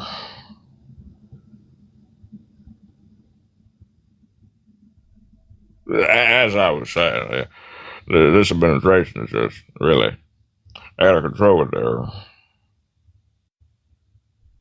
spending. CPAC has endorsed Mike Lindell for governor. Mike Lindell, listen, just anything you can give me is perfectly fine. Just anything. I just need so much right now. I've been sued. They literally sued my pants off. I just buy my pillow, please. My pants are mostly made out of pillows right now, which you can now buy for $19.99. It's an everything must go sale. Just fucking help me, please. It's not my best work. I'm still working on it. I haven't heard his voice in a long. Actually, let's take a listen to Mike Lindell. Let's see how close I am. Mike Lindell? Oh, this is a real sad thing what they're doing to us. They've really drained me. We're on TV, please. We're on TV, please. Okay, we're on TV, please. We're on TV, please. Kind of like a Chris Farley kind of thing, you know? No. Ooh, we can't say that on my stream. I'm sorry. It's a no can do. He's gonna lose. That's the funny part. Y'all can endorse him all you fucking want. Amy Klobuchar is a powerhouse in Minnesota. I don't agree with her on a number of different things. She's far too centrist for my taste. But she can win. And I think this is going to be such a catastrophic loss for the Republican Party. For as much demonization as they've done towards Walz and his family and the Somalian community and Ilhan Omar and just about every fucking thing under the sun, the goddamn incidents with George Floyd and Alex Preddy and Renee Good, just everything that they have fucking thrown at Minnesota is all going to backfire in what could have been the most winnable goddamn race for them. Which should have been. They're going to lose. Look up Marty O'Donnell, who's running for Congress. All right, we'll take a look.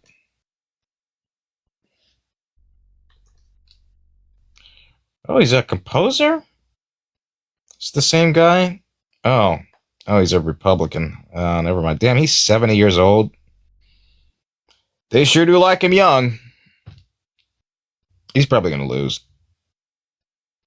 Wouldn't be surprised, but listen. I need you to buy my pillow, please. Just please. Just please fucking buy my pillow. Oh, who's in the box? Finally. McDonald Trump. Hello, McDonald, my favorite. My favorite of the mix, the McDonald family. Isn't that fabulous? Hello. Tremendous, hello. That is so nasty. That is so sad. You come in here, you disrespect me like that. So horrible what they've done to this country. Oh, shit. I got people to thank. Diane, thank you for the 5 for have a good night. Well, I absolutely will. Dominic, I meant to thank you earlier. Thank you for the 20 for liberal mind games. We do love the liberal mind games here. Mike Lindell. I don't know why we don't have debates. Perhaps I should change it to something more incendiary. Just perhaps. What's this one? Oh, yeah, that was a funny one. Yes, yes. Excellent. Do away. This is quite excellent. It's almost 12:30 in the morning.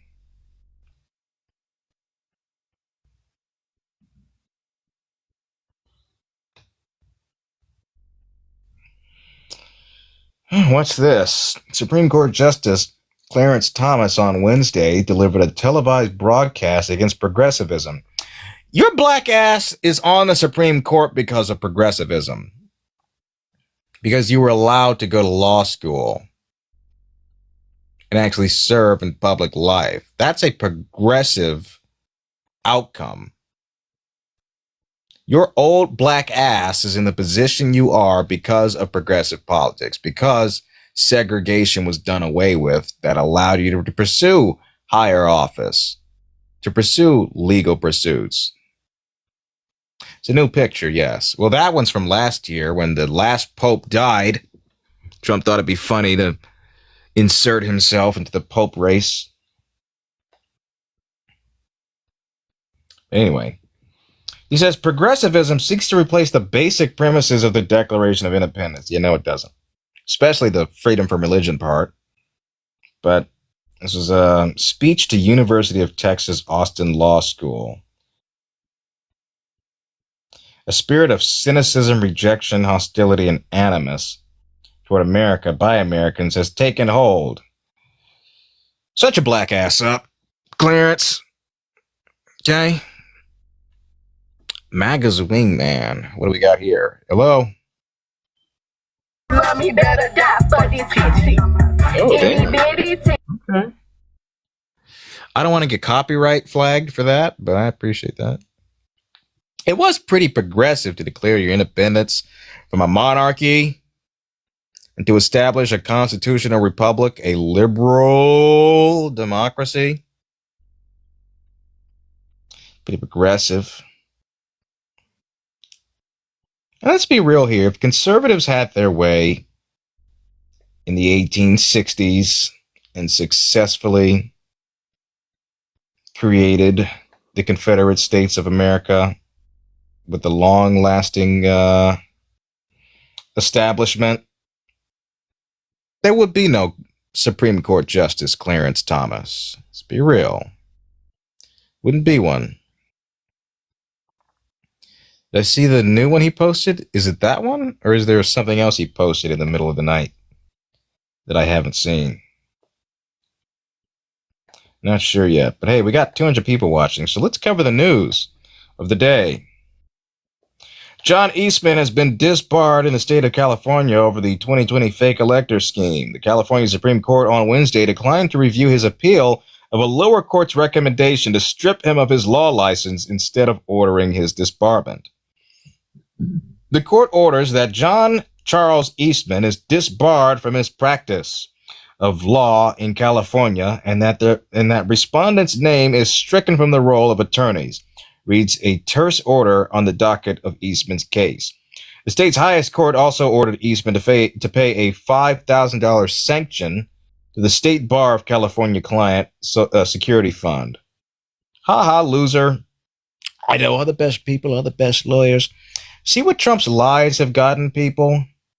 Between arrest and perjury and criminal convictions and disbarment. Everything Trump touches turns to shit. But of course, he brought this upon himself. I mean, he aligned himself with Trump all the way to the bitter end. Eastman led the legal strategy that sought to subvert the 2020 election results in several key states, including by using slates of alternate electors to swing the contest outcome in Trump's favor. The plan also relied on then Vice President Pence to toss out the real electors for the fake ones. Eastman wrote memos igniting the pressure campaign against Pence. Well, good riddance. He should be convicted.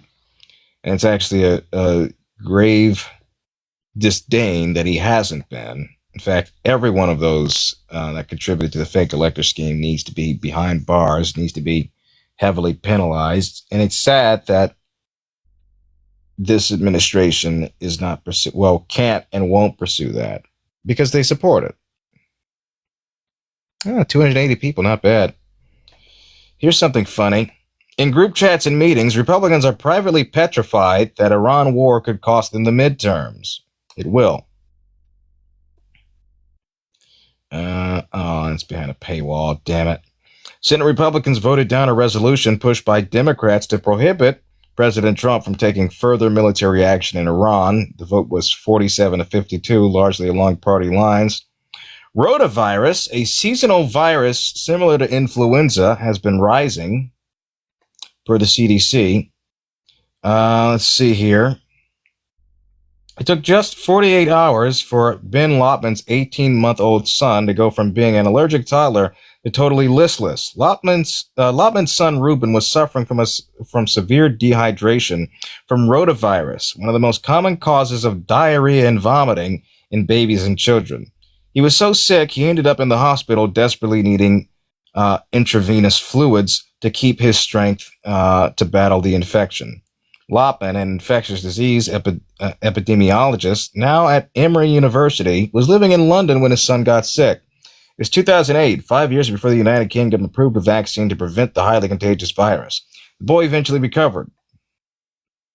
Rotavirus, a seasonal virus similar to influenza, has been rising across the U.S. since January, with infection rates higher now than this time last year. Doctors have fresh concerns that declining vaccinations could lead to more severe illness and higher surge in the incoming years. We goddamn told you all this shit, by the way. That and tuberculosis and measles and smallpox all seem to be on the rise. For what reason? What is the common denominator between all these goddamn things? The revocation of the vaccination schedule. That's right. You done fucked up and found out. Told all these parents they shouldn't be vaccinating their kids, that their natural immunity is going to take care of it. It's taking care of it, all right. Taking care of their lungs' ability to goddamn process oxygen. That's what it's taking care of.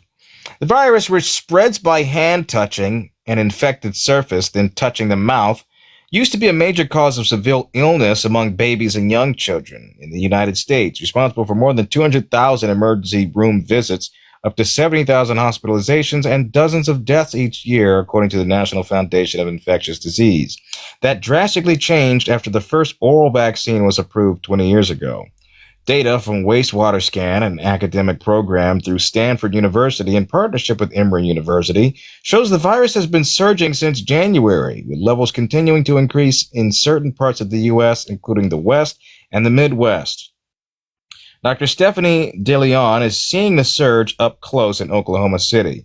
DeLeon, an associate chief medical officer at the pediatric hospitalist at Oklahoma Children's OU Health, where there's been a steady influx of children admitted for rotavirus over the last 2 months. There's been no sign of slowing. Early symptoms include a fever of about 101 Fahrenheit, along with vomiting. Both of those go away pretty quickly within a day to a day and a half, she said, but then the diarrhea will start after. Christ.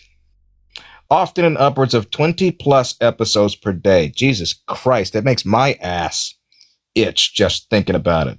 There's no treatment for the infection other than supportive care such as fluids, so children and their families have to wait for the virus to run its course. Symptoms can last about 3 to 8 days. Ooh, yeah. Damn. And I thought a fucking night at Burger King was enough to make me have that fucking shit. But 3 nights of that? 3 to 8 nights? Most of the patients he's seeing in the hospital are either too young to get the vaccine, haven't received all the doses yet, or are unvaccinated. An increasing problem across the United States. According to the latest CDC data, nationally, 73.8% of children were vaccinated. That number has been steadily declining over the last 8 years. Children who are not vaccinated are absolutely at higher risk of severe disease and the need for hospitalization, DeLeon said. And as the rest of us informed individuals can, of course, deduce, duh. Next. Senator Tillis vows to keep blocking federal nominee and says that Trump should apologize for the Pope attacks. During an interview with Fox News, Maria Bartiromo, that aired Wednesday, President Trump suggested that Senator Tom Tillis, a centrist Republican who had occasionally broken with the president, had already quit the Senate and wouldn't be a factor in confirming his nominees. But Tillis is still there and a member of the Banking, Housing, and Urban Affairs Committee. He's exercising his ability to single-handedly block Kevin Warsh, Trump's nominee, to replace Jerome Powell as the head of the Federal Reserve. In an extensive interview with NBC News, Tillis called Warsh a perfect candidate, but maintained that he would not vote to confirm him until the Trump administration ends its federal criminal probe into Powell, which, by the way, 2 federal grand juries have refused to indict him on. Warsh's confirmation hearing to replace Powell is scheduled for next week, and he cannot be confirmed without Tillis's vote, as long as Democrats remain unified against Trump's pick. Tillis blasted the investigation, saying Powell did nothing wrong. He said he takes the president at his word that he would not be involved in opening the investigation, despite Trump's criticism of and threats to fire Powell. who has refused his pressure to cut interest rates. Instead, he suggested, quote, somebody in the DOJ was going after Powell to maybe garner a favor from somebody in the White House. Powell has denied wrongdoing, and a federal judge last month blocked subpoenas in the probe, citing essentially zero evidence. In the probe, he said, and I will vote for Kevin Warsh simultaneously with the conclusion of that statement coming out of the DOJ, and not a day before, and not for the remaining 264 days of my tenure in the Senate. Yeah, what is this? It is a bunk and bogus investigation, by the way,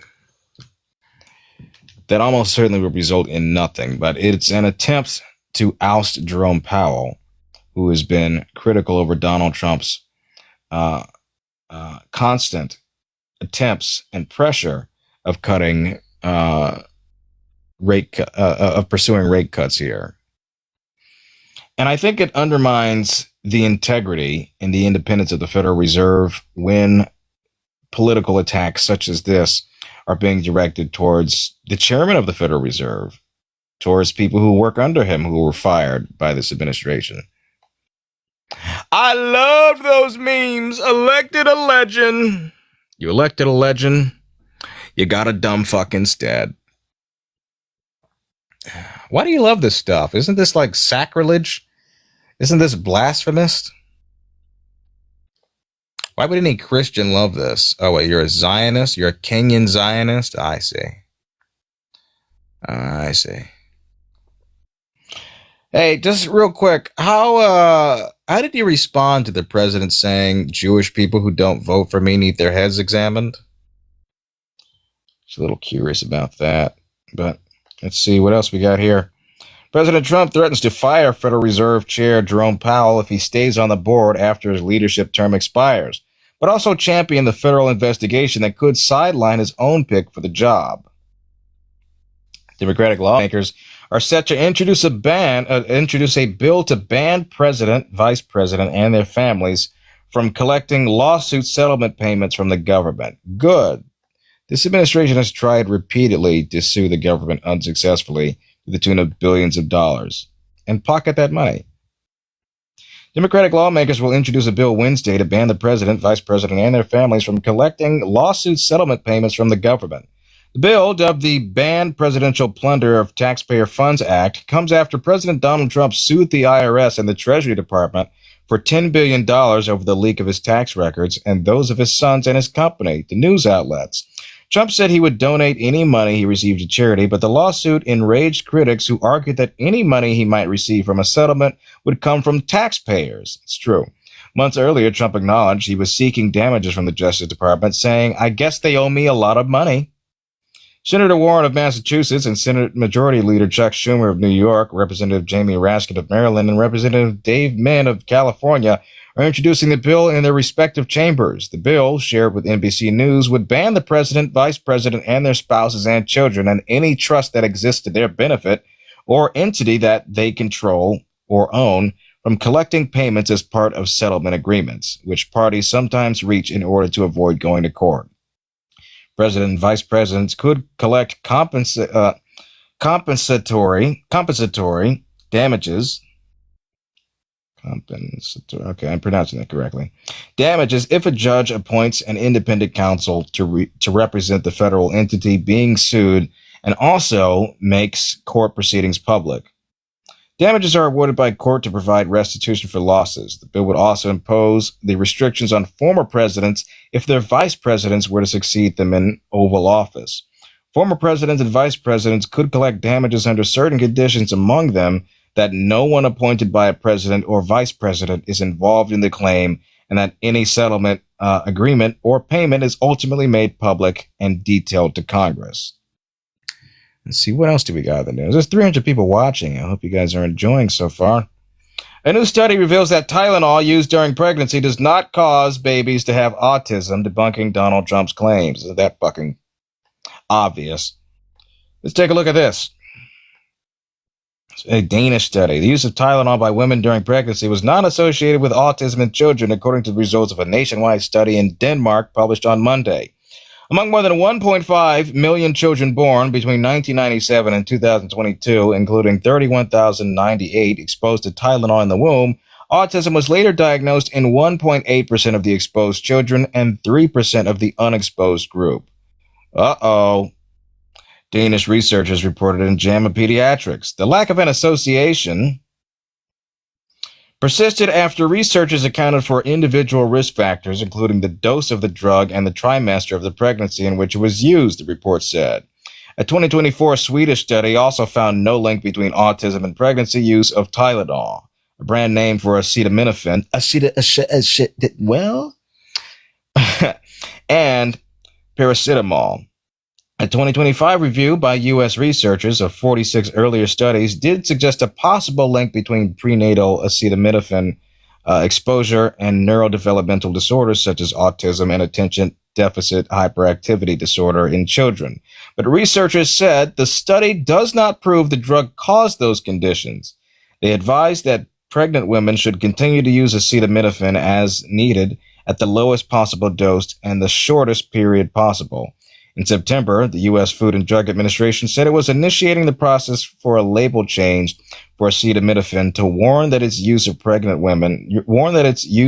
pregnant women may be associated with an increased risk of autism and ADHD. At the time of the FDA announcement, U.S. President Donald Trump said pregnant women and infants should not take the drug because of its link to autism. Since then, the national and international medical groups have decried the president's comments, saying they were not evidence-based. A month after the FDA said that it would recommend limiting Tylenol use in pregnancy, U.S. Health Secretary Robert Kennedy Jr. said evidence does not show Tylenol definitively causes autism. The FDA declined to comment on the status of the planned label change. Well, that's pretty goddamn embarrassing. What else do we have here? What else is in the news? I don't know if you guys experienced this today, but certainly worth noting. Americans paid a collective $23 billion more just to file their taxes in 2025, after Donald Trump shut down the free tax filing program, Direct File, last year. Talked about this early in my stream, but I filed my taxes today, and I didn't quite feel the benefits that I was promised. In fact, it was a little bit worse than what the return was last year, all things considered.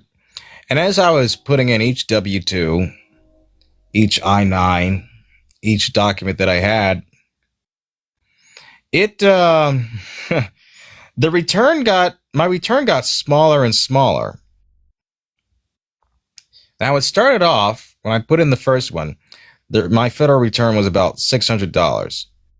And then when I set in the next ones, it went down to $300, and then $111, and then $64. I was able to boost it back up a little bit, but it's still significantly less than it was in last year's return. And what really saved it was the state return.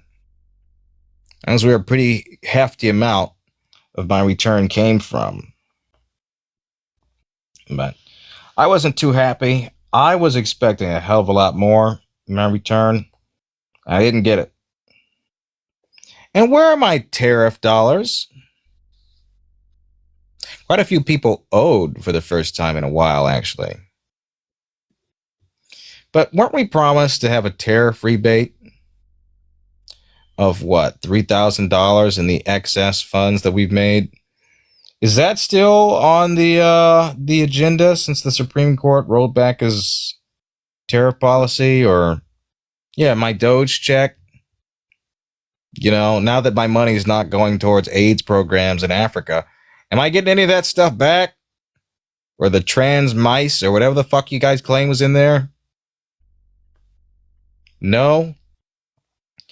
Well, that sure fucking sucks. It's almost like I got nothing of material benefit from this. Oh. Anyway, that's all the major news. Someone said something about Hegseth and Pulp Fiction. What's that all about? Oh, is it the prayer? Pete Hegseth quotes fake Pulp Fiction Bible verse during a Pentagon sermon.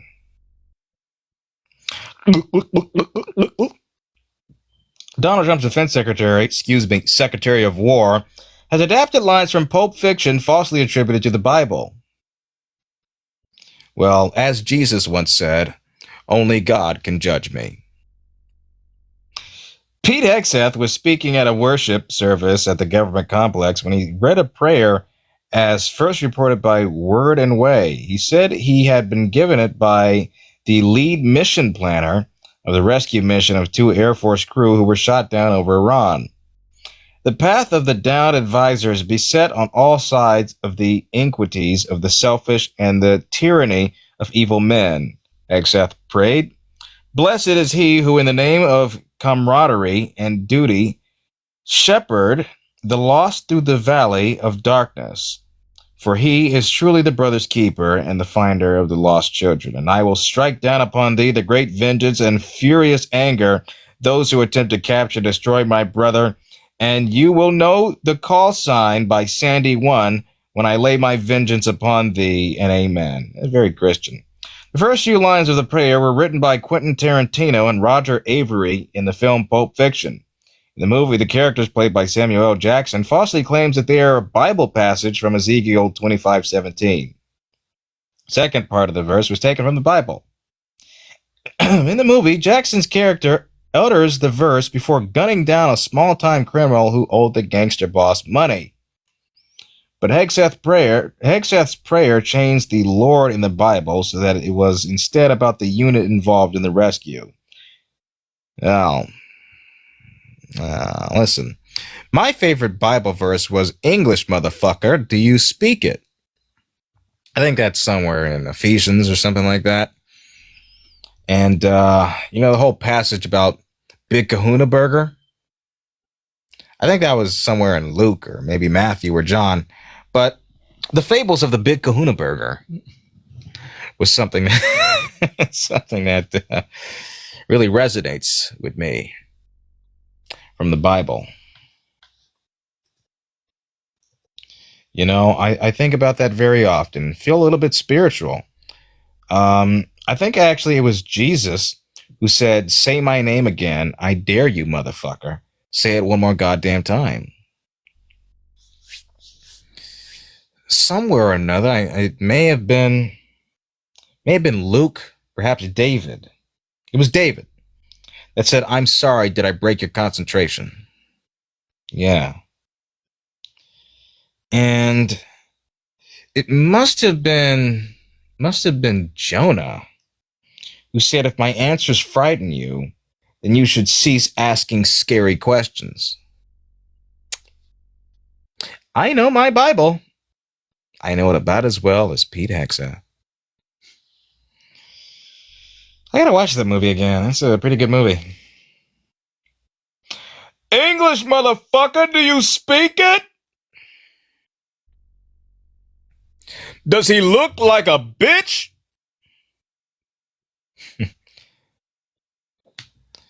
That's a tasty burger. Gave her a foot massage. Get between your toes. Oh, this is a fucking... I almost thought I wouldn't have to bring this story up. But I have to bring this one up. Robert Kennedy has a new biography out written by Isabel Vincent containing a journal entry of him recalling a strange interaction with some roadkill. In RFK Jr.'s The Fall and Rise, there's a passage from RFK's journal that reads, and I quote, "I was standing in front of my parked car on the I-684, cutting the penis off of road-killed raccoon, thinking about how some weird sort of my family members have turned out to be."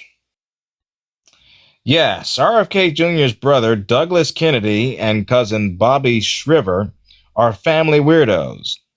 Anyway, RFK Jr. had his kids in the car patiently waiting as he chopped off a raccoon's sexual organs for study.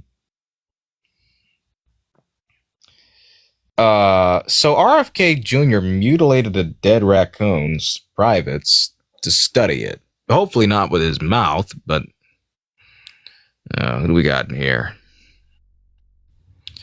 Why, who's this? Is this person going to join? They're requested. Every goddamn thing I hear about RFK and animals makes my stomach churn. I'm trying to find the news that I saw just recently about a Florida day. Here it is. This is how you know this is going to be an interesting story when it starts off with Florida and doctor. Florida doctor indicted and accused of removing a patient's liver instead of their spleen in a fatal surgery.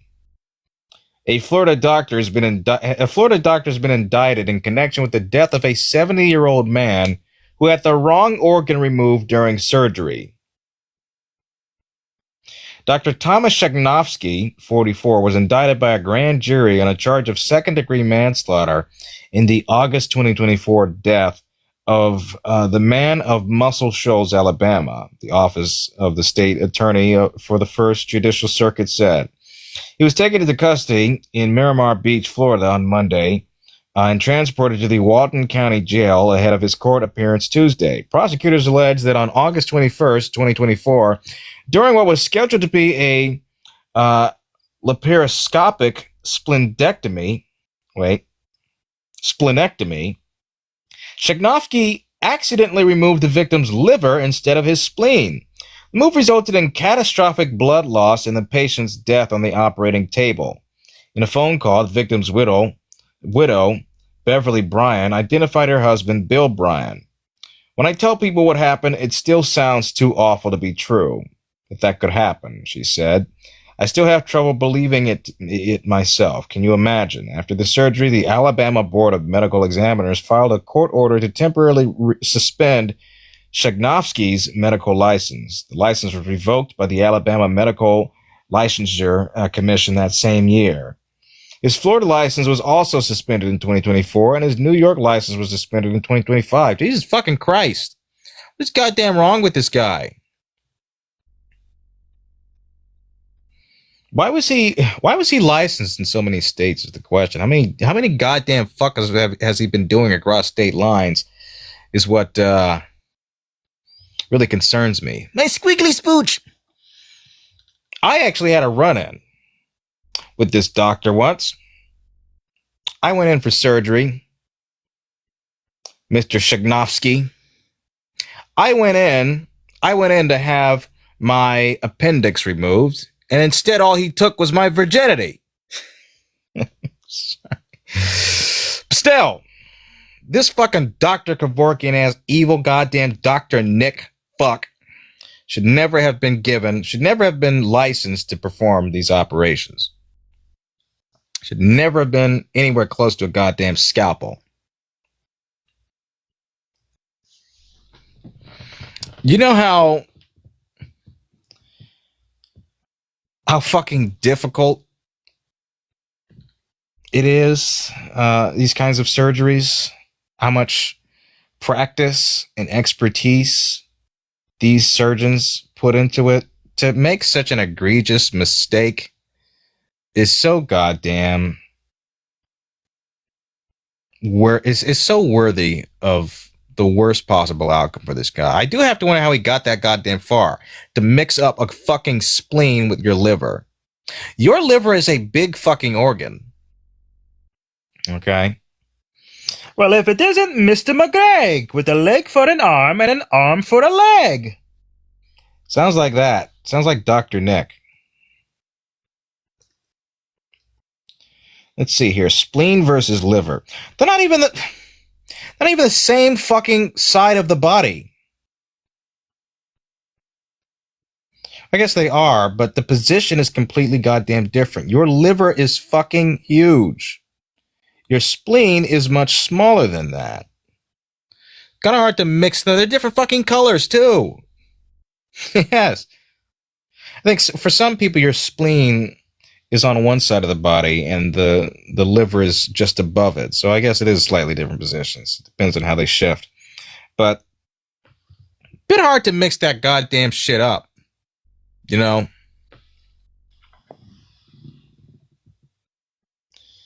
Right, who do we got in here? Who's in the box? Who's in the fucking box? Oh, you wanted your tonsils removed? I thought you said your lungs. My bad. But don't hold your breath.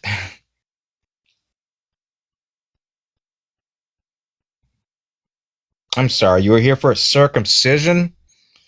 Shit, my bad. I thought this was open heart surgery. You're here for an appendectomy? Shit, I thought we were pumping your stomach. I'll just stitch you right back up. We'll get back to that. He already sounds evil. This doctor sounds evil. Shegnovsky. Thomas Shegnovsky. He looks evil too. In fact, he doesn't look like a doctor. If you want to go ahead and look him up, Shegnovsky. Thomas Shegnovsky. You think, doctor, this man is not what you see. Is not the mental image you would get. First of all, he has 5 chins. Secondly, he just looks evil. He looks incompetent.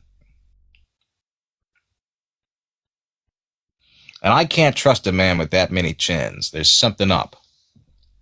Or rather, below his mouth. It's his chins. But that poor family, I hope there's a massive payout to the widow, the kids.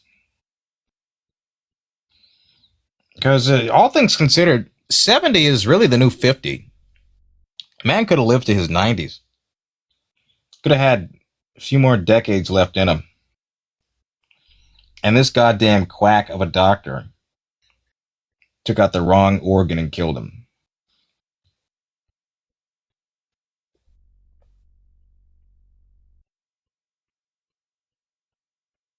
Poor guy. Anyway, there's 300 people here watching this. If you guys want to support the stream, there's a Venmo Cash App in the bio. That's the best way to do it. That's the best way to do it. If you guys are enjoying my commentary and my my insightful remarks here, you know, please do. If you are capable, your patronage would be much appreciated. Okay? Who's in the box? Who's this? Did you mean to join, or were you just tapping the screen? I think you were just tapping. Tappa.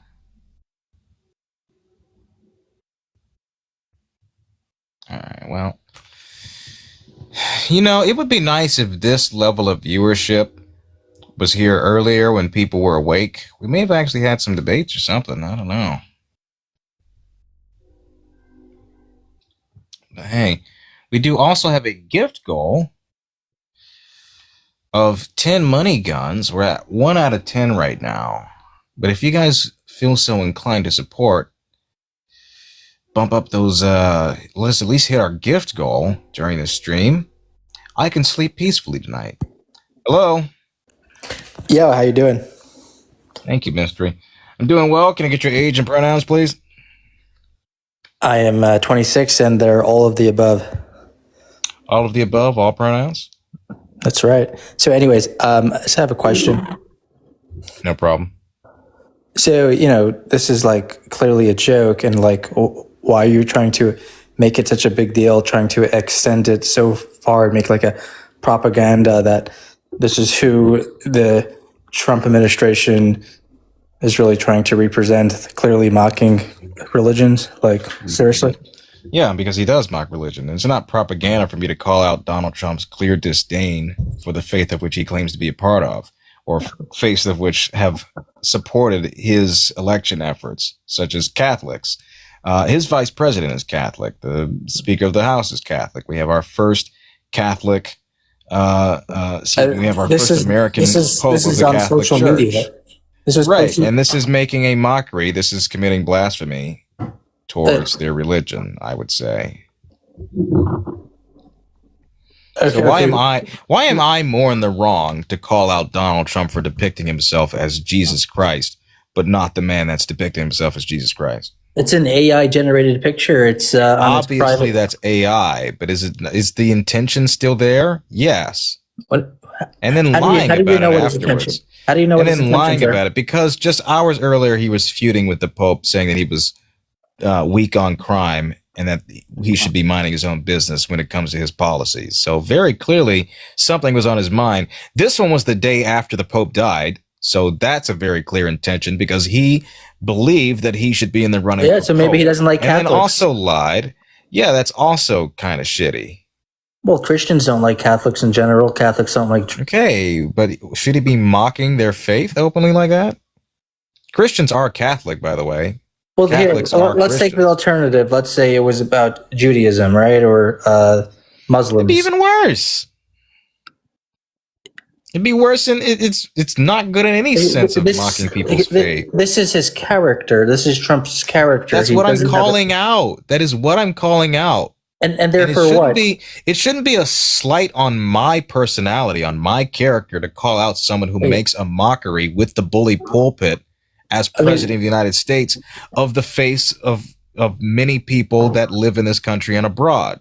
Okay, so you just don't, you want a more mature president? You want someone who... Yes. Okay. You don't? I care more about policies. I don't even care if there were no president. His policies are as bad as his character. Okay, so which policies don't you like? I mean, his characters for sure. It's not. You want to go through his budget?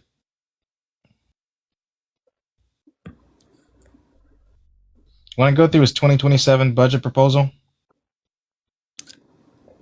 And am I paying less taxes or more taxes with a lower or higher? That's not what I asked you. Or do you want to go through his 2027 budget proposal and whether or not that's good policy? Because if all you care about is taxes, that's fine. I'm sure everyone would like to increase as much as they're saving and decrease as much as they're paying into. But what those services cut is a major question.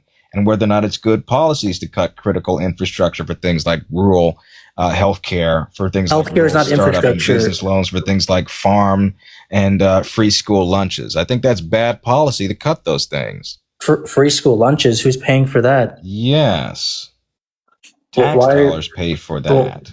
Okay, well, you just want free healthcare, free education, free food. What's the alternative? Create wealth for the country, provide more jobs. Which he also isn't doing. I'm pretty sure the jobs private have been in decline. Private sector. Private sector jobs have been in a net decline since his return to office. Non-farm jobs, private sector, non-governmental jobs have not seen the greater peaks that were promised when he was elected. Have not seen those greater rebounds. In fact, we've lost jobs month over month in what was previously the case in the last administration.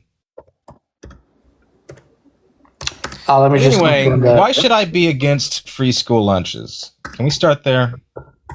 Pay for it. Go get a job and pay for it. So they do get jobs. The parents are working, but why should I be against free school lunches? Oh, because someone's paying. I mean, nothing's free. I mean, it's coming from somewhere. What is the problem with that? I'm okay that my dollars are going towards children. Where did you get? I'm just backing your claim about private sector jobs are dropping. What's your source for that? No problem. Here you go. 1 second here. I gotta go through my folders.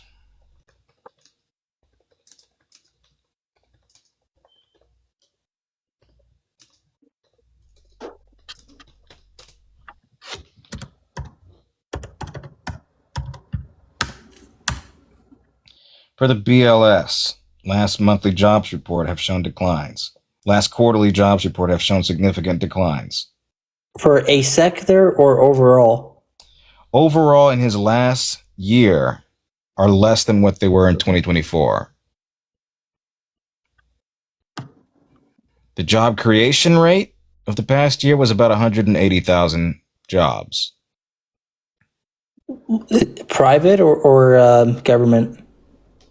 That's total. Total of what? Private or include jobs? That would include both? Okay, well, we You both want to look know. specifically to private sector jobs? Yeah, of course, because we both know. I mean, that was his biggest thing. He just fired a whole bunch of government workers.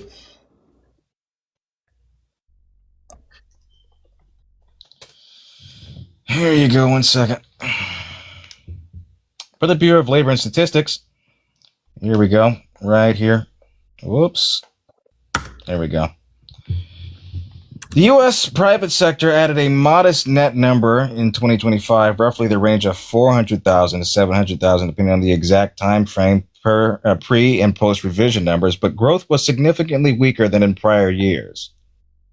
Total non-farm payroll employment. Well, you said down 2025? to just 181,000 jobs for the full year, an average of 15,000 per month. A sharp downward revision from the preliminary estimate of 584,000. How can you get a statistic and apply two different things, government and private? Because it's called a revision here. What are you saying? I applied the Bureau of Labor Statistics here. Is it government jobs included? This is private sector that I'm looking at. Total non-farm payroll employment. Private. What year was that? 2025? 2025, yes. And when was the data released? Why does that matter? Because he came into office at the beginning of 2025. So we're going to discount the. Are you saying we need to discount the 20 days he wasn't president? When is the data being gathered? It was released earlier this year, but why would it make sense for us to discount the 20 days he wasn't president? No, I just want to know. Is the data from the beginning earlier this year? This was released earlier this year. Is there a way you could? Do you have like a way to? Yeah, February 11th. You have like a background? For NBC News, yeah, this is a report on the Bureau of Labor Statistics found that U.S. employers added 181 jobs last year, far fewer than the 1.46 million jobs added in 2024. And that's referencing the Bureau of Labor Statistics, which released the report in February.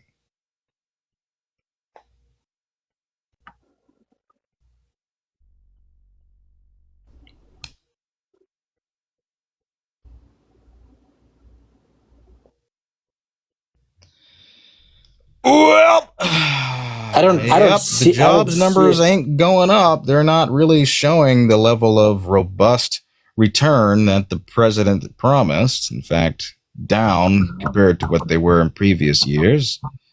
So, yeah.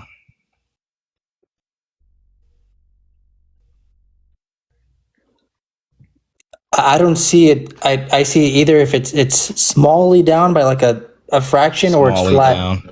Yeah, yes, like a fraction or flat. What are you looking at?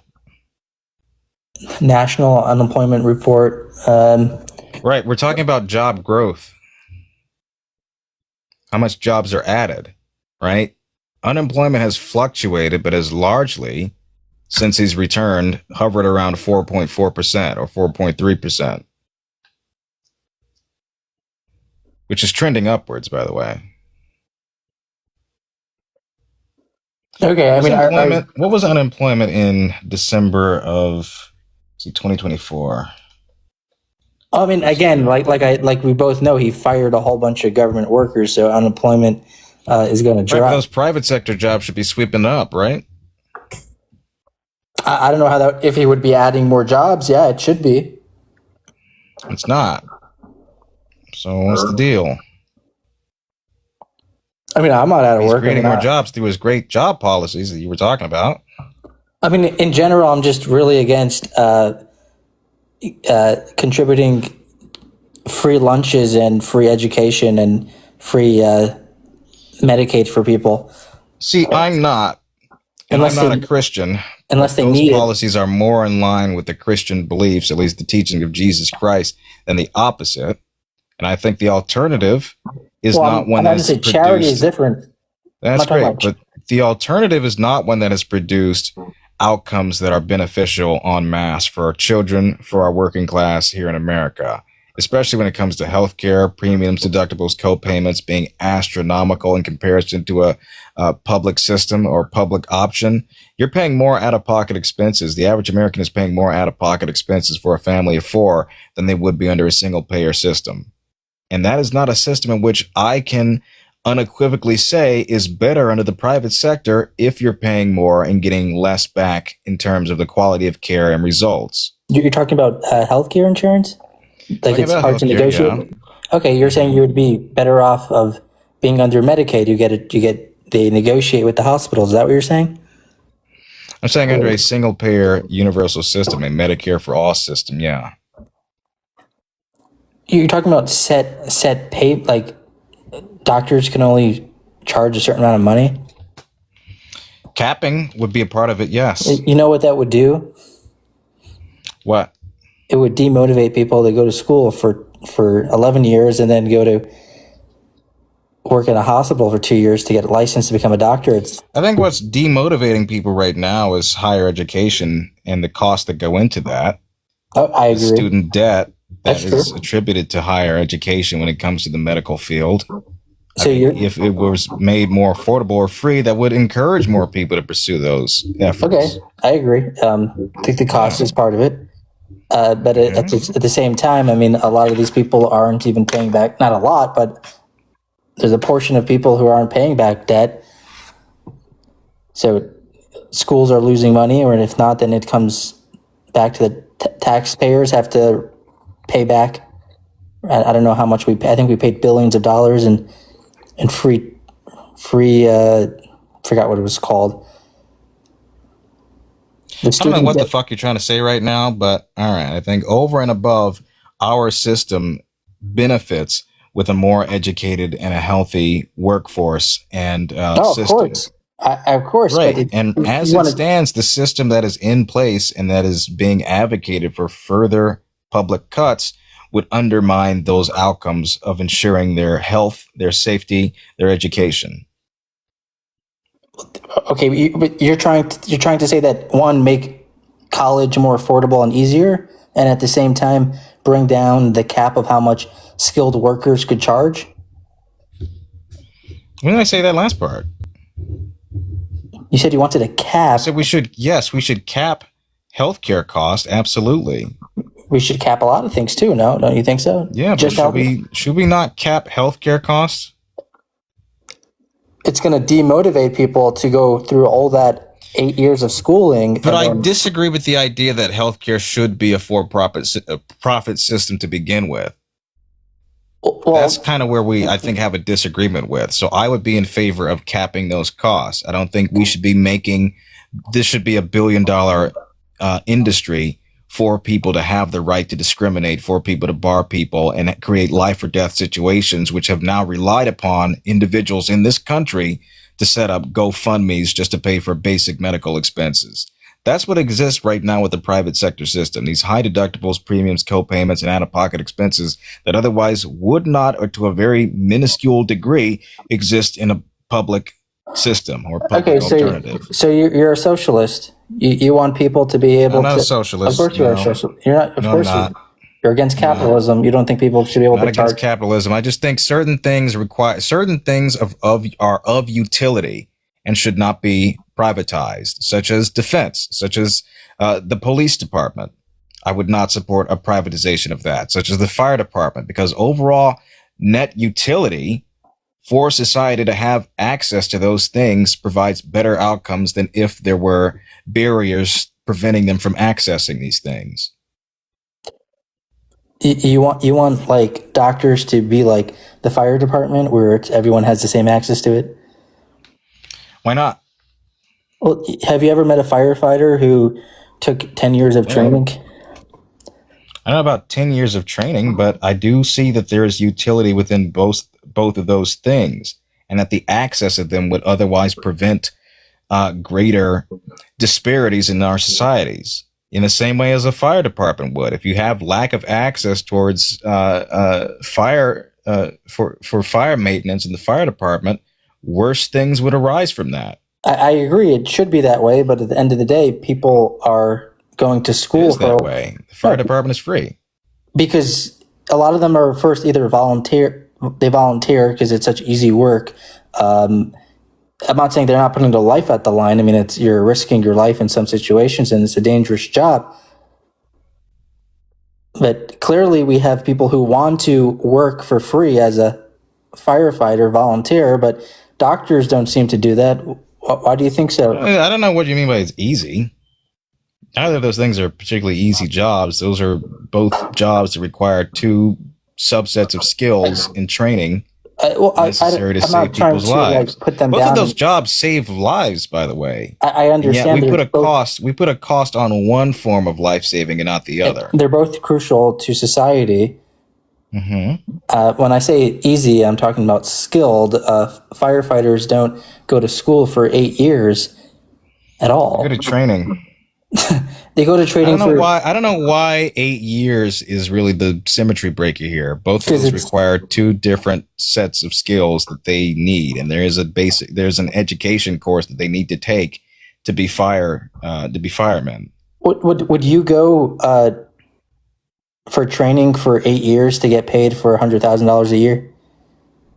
What? Would you? They're not the same jobs. Of course, I'm not saying they're the same job. I'm saying one is extremely harder than the other by far. You're competing against other smart people around the world. You're going to med school, which I think 7%, only 7% of people actually graduate from the beginning to end. A lot of them just don't even get through. They spend 4 years of wasting their time and then have to go. It's not wasting time. It's because of the student debt that's incurred. That is one of the leading reasons as to why people drop out of medical school, is because of student debt. Yeah, I don't know why this fucking dismissive, anti-intellectual take from Republicans like you think that people are just la-da-da-da-da-da having fucking kegger parties when they go to medical school. They're not. They're not wasting their time. They're not lazy. They're not goofing off and shit. The people that pursue these difficult fields of work, these difficult fields of occupation, do so because of the reward and the benefits that they provide, not because they want to just fucking goof around and jerk off the entire goddamn time. Your IQ or your intelligence has a big factor. Tell me what IQ stands for. Wrong. Intelligent quotient. You tried. But anyway, these people aren't just fucking around and isn't it not intelligent quotient? Well, you were wrong the first time. But anyway, these people aren't goofing off and shit. The leading reason as to why people drop out of medical school is because of the debt that's incurred, which is why I've argued to alleviate that and keep people in these fields of study. So then why would they go to school? Drive down the cost of education. Why would someone go to school for 4 years and then say, hey, you know what, now it's got too expensive? You don't think they thought about that before? They may have, and there may have been services provided to them that otherwise covered those costs. But when those services ran out, expired for whatever reason they may be, it became incredibly difficult to pay those things off. Okay, people lose scholarships. People lose those fundings. The loans increase. There are predatory loans that exist, which are not always within the initial agreement. I agree. So I think the first thing we should do is not cap doctors. We should fix the tuition and make it more affordable. I didn't say cap doctors. You did in the beginning. You said you wanted to cap a price. You said you wanted to cap a price for how much they could charge. Yes, we should cap costs when it comes to the types of services that are available. We should certainly be capping prescription costs as well. That's something that Donald Trump is for. I never said cap doctors. I never said cap how much doctors can make.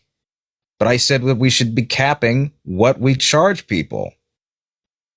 Which would drive down the overall cost. Which would be capping the doctors. Capping things like prescription drugs, things like heart medication, and life-saving procedures. Do you know how many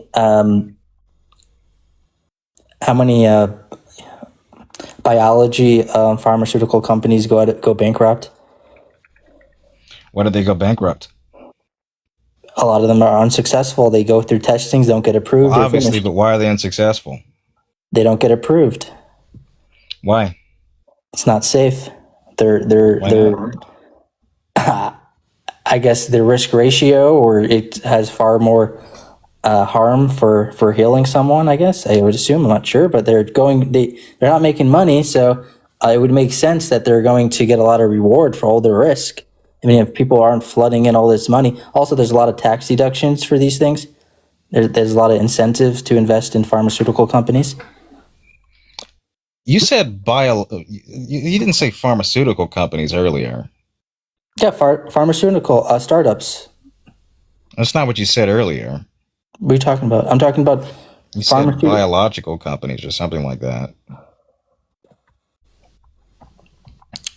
I think you said research. The bio. Sorry, I'm dyslexic, but the biology sectors who invest money in pharmaceutical companies and medicine, most of them go out of business, and when they do succeed, cite some that have. You want the statistics on that? Most of them? Yeah. Wait, are you talking about pharmaceutical startups or research? Yeah. Startups and research. What are you basing that off of? People who invest in these companies. You want the statistics? Sure. You want proof of it? Sure. What percent? Sir? That's just a claim that I haven't heard before. Yeah, they're very. You said biotech. That was it. Yeah, anything in biotech is really risky. And what is the argument you're trying to make here? That's why they charge a lot of money, because you're more likely to lose everything. So why would you invest in a company where you're just... They charge because of the lack of capital. Why would charging them more money create more capital? Sorry, can you repeat that? They go out of business because of lack of capital. So why would charging them more create further capital for them? Sometimes they go out of business because they run out of money too. They can't keep funding. They can't keep funding the project. They lose funds. They have to pay all the workers, and they're not making any money. They're not approved. Like, for example, why aren't they making money? So they're not approved. They can't your sell solution anything. is that to make more money, they need to raise their cost. No, what I'm telling you is that the people who invest in these companies, who fund the researchers and the doctors and the people in the labs, are not going to pay these guys three years of work to produce nothing.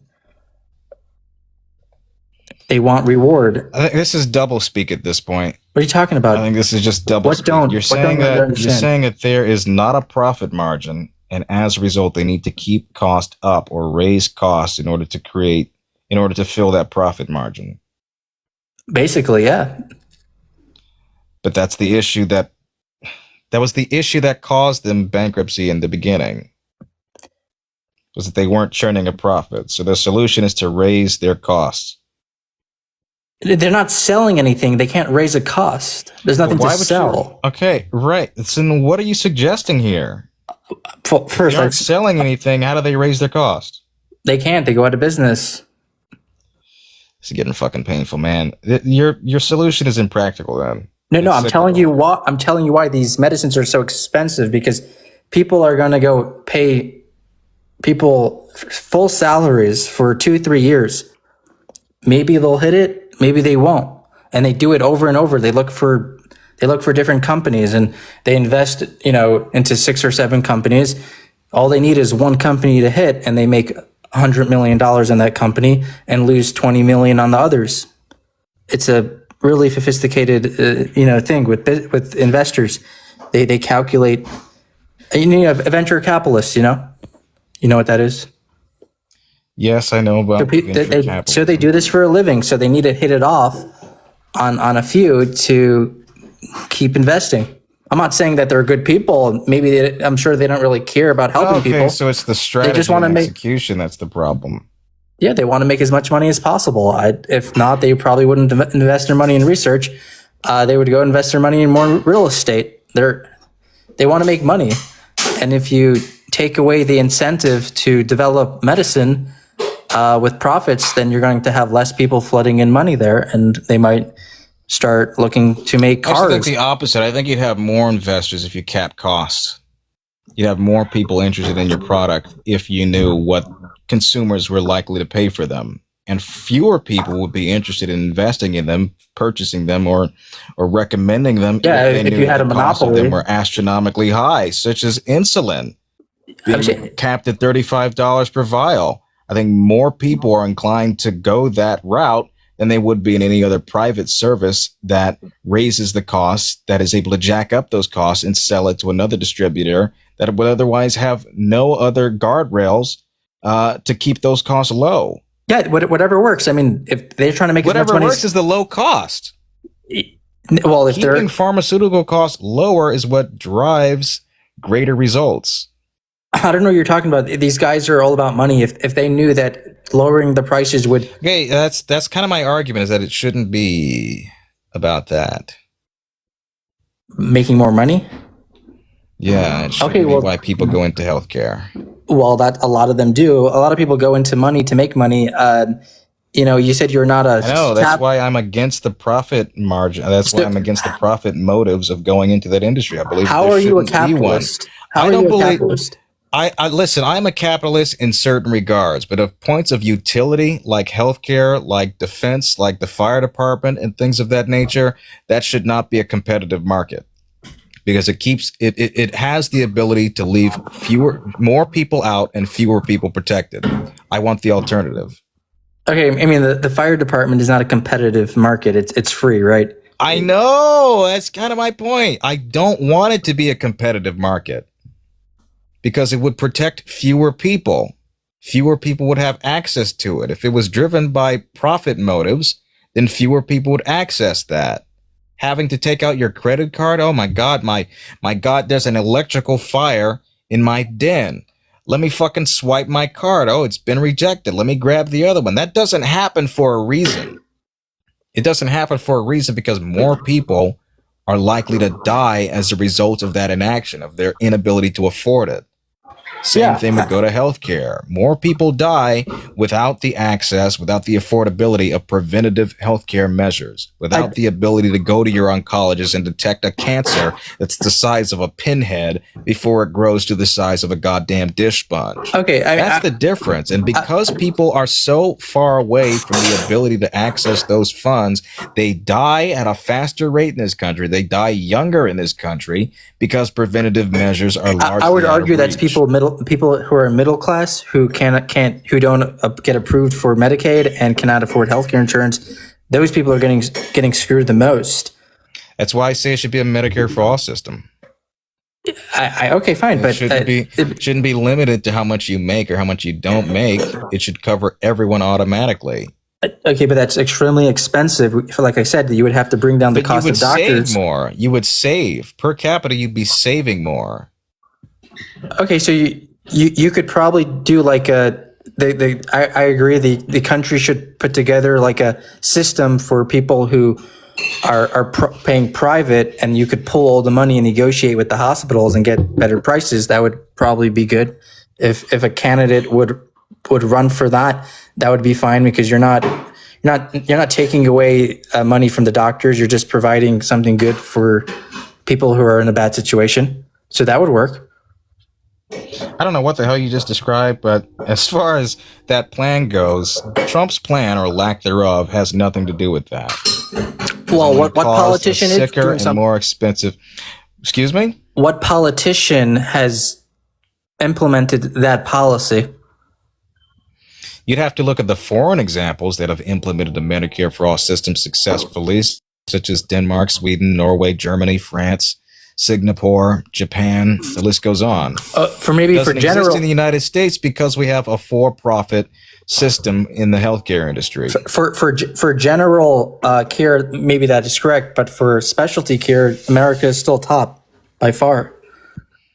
Yeah, because people jump the line within that system. I don't know. I mean, the more money you have, the easier access it is to access the kinds of services you need here in America. I don't know about you, but Medicaid seems to be pretty good, because I have private insurance, and I'm looking for right now a GYN doctor, like someone who delivers babies. GYN, yeah, I'm aware what that is. And all the ones in my areas are all they all take Medicaid, and the private ones are like in Manhattan, and I don't want to travel like an extra 30 minutes a day to go there with my wife. And it seems like I'm probably going to be using a doctor that takes Medicaid, which basically would mean that someone on Medicaid is going to have the same doctor that I'm using with private insurance. So I would argue that most of the time people on Medicaid are getting pretty good care unless they're old and they need specialty care. Like you said, they have to go start a GoFundMe. It is about the funding that goes into their care, okay? And whether or not the relative difference is if they're going to be charged a high deductible copayment and premium, or whether or not that'll be covered at the point of service. What, Medicaid? Same doctor isn't the same doctor. No, Medicaid is free. I understand. That's kind of my point. I know. They would still have the quality of care without the additional burden of that profit incentive. That's the point. So why are you comparing it to Denmark? You would still have the quality of doctors. You would still have the same quality of doctors here in the United States with the easier, excuse me, my fucking green screen is bothering me. With the ease of access and accessibility and able to pay it off. That's what I'm advocating for.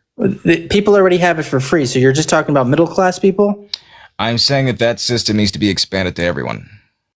So you're just talking about middle class, because rich people don't really need it. I'm not just talking about middle class people. Anyone who would qualify, which would be anyone here in the United States, and we can even limit it to citizenship if you like, would qualify for universal health care. Okay, and where's that money going to come from? That's already been explained, man. From what you're going to more in payroll? You pay more in payroll. You pay less. You'd save an average of $5,000 per capita in healthcare costs annually than you would be under the private system that exists. I'm already getting deducted from my payroll. I'm getting a great deal. Yeah, and that goes into your insurance. Yeah, I'm getting a great deal. Your insurance plan. Does your insurance cover everything? No. Like, what do you mean by everything? The costs. I pay a $30 copay and no deductible. Okay. Under this system, you'd pay none. You just said it's coming out of your paycheck. Mm-hmm. And you would not be paying a deductible premium or copay. Okay, right now I'm paying. I don't know what system you use or what services you're using. It would often depend, but over and above, Asetna. That's right. Over and above averages are what we're talking about here. You would be paying less out-of-pocket expenses in the universal system than you would be with private insurance. Well, I like you said, I'm like, for me, I'm already fine. Like, I'm already getting a great deal with my company I work for. I work for a big company. I think what you're saying is that it's not about taxes. We need better ways to manage the money, how it's spent. The money's not spent efficiently. We need more efficiency, is what you're saying. I'm saying cut out the middleman, or at least make it optional. Make it more efficient. And I think, the more efficient way would be the public option. Okay, so I'm in 100%. favor of public option. I wouldn't say that I'm inherently in favor of destroying all forms of private insurance, because public options don't always cover everything, especially things like elective surgeries and procedures and cosmetics and things like that. But the quasi system, like what exists in Australia, is certainly one that has shown its benefits, is one that has brought down healthcare costs, has kept costs down per capita, and has alleviated that burden of deductibles, premiums, and copayments. That's not the case within the system that we have today. Okay, I would agree that would be fine. If you want to make things more... The Republican plan under Donald Trump, which doesn't even fucking exist, is that of doing away with the Obamacare subsidies and directly paying U.S. citizens that then would pay that money to insurance companies. Yeah, I agree. It's totally inefficient, but what about the people on Medicaid, though, who aren't working, who are capable of working? Why are they still on Medicaid? How do we quantify who is capable of working is the question. A functioning human being who's able to talk, able to walk, who's healthy, doesn't have any talk. Yeah, talking is a skill. Doesn't mean that you are disqualified from Medicaid, nor is able to walk. Okay, well, people's conditions vary. Whether or not a doctor can assess their ability to work or not is on the individual. But I don't think it's fair to make this sweeping assessment that people are just living off the system in a lazy ass fashion. No, everyone's struggles are different. And everyone's disability or inability to work is going to vary. Yeah, I would say that some people are not taking advantage and probably not capable of taking care of themselves. I'm not talking about those people. I'm talking about there are people who are defrauding the system. They are putting a business in someone else's name. Relatively low. Well, it's still I think billions of those dollars. need to be investigated. I think there needs to be routine audits of them. But Yeah, people are- the proportion of fraud that exists within these systems are relatively low, between 1 to 0%. Oh, no way. It's got to be higher than that. I mean, It people are is. not even It's getting not. married.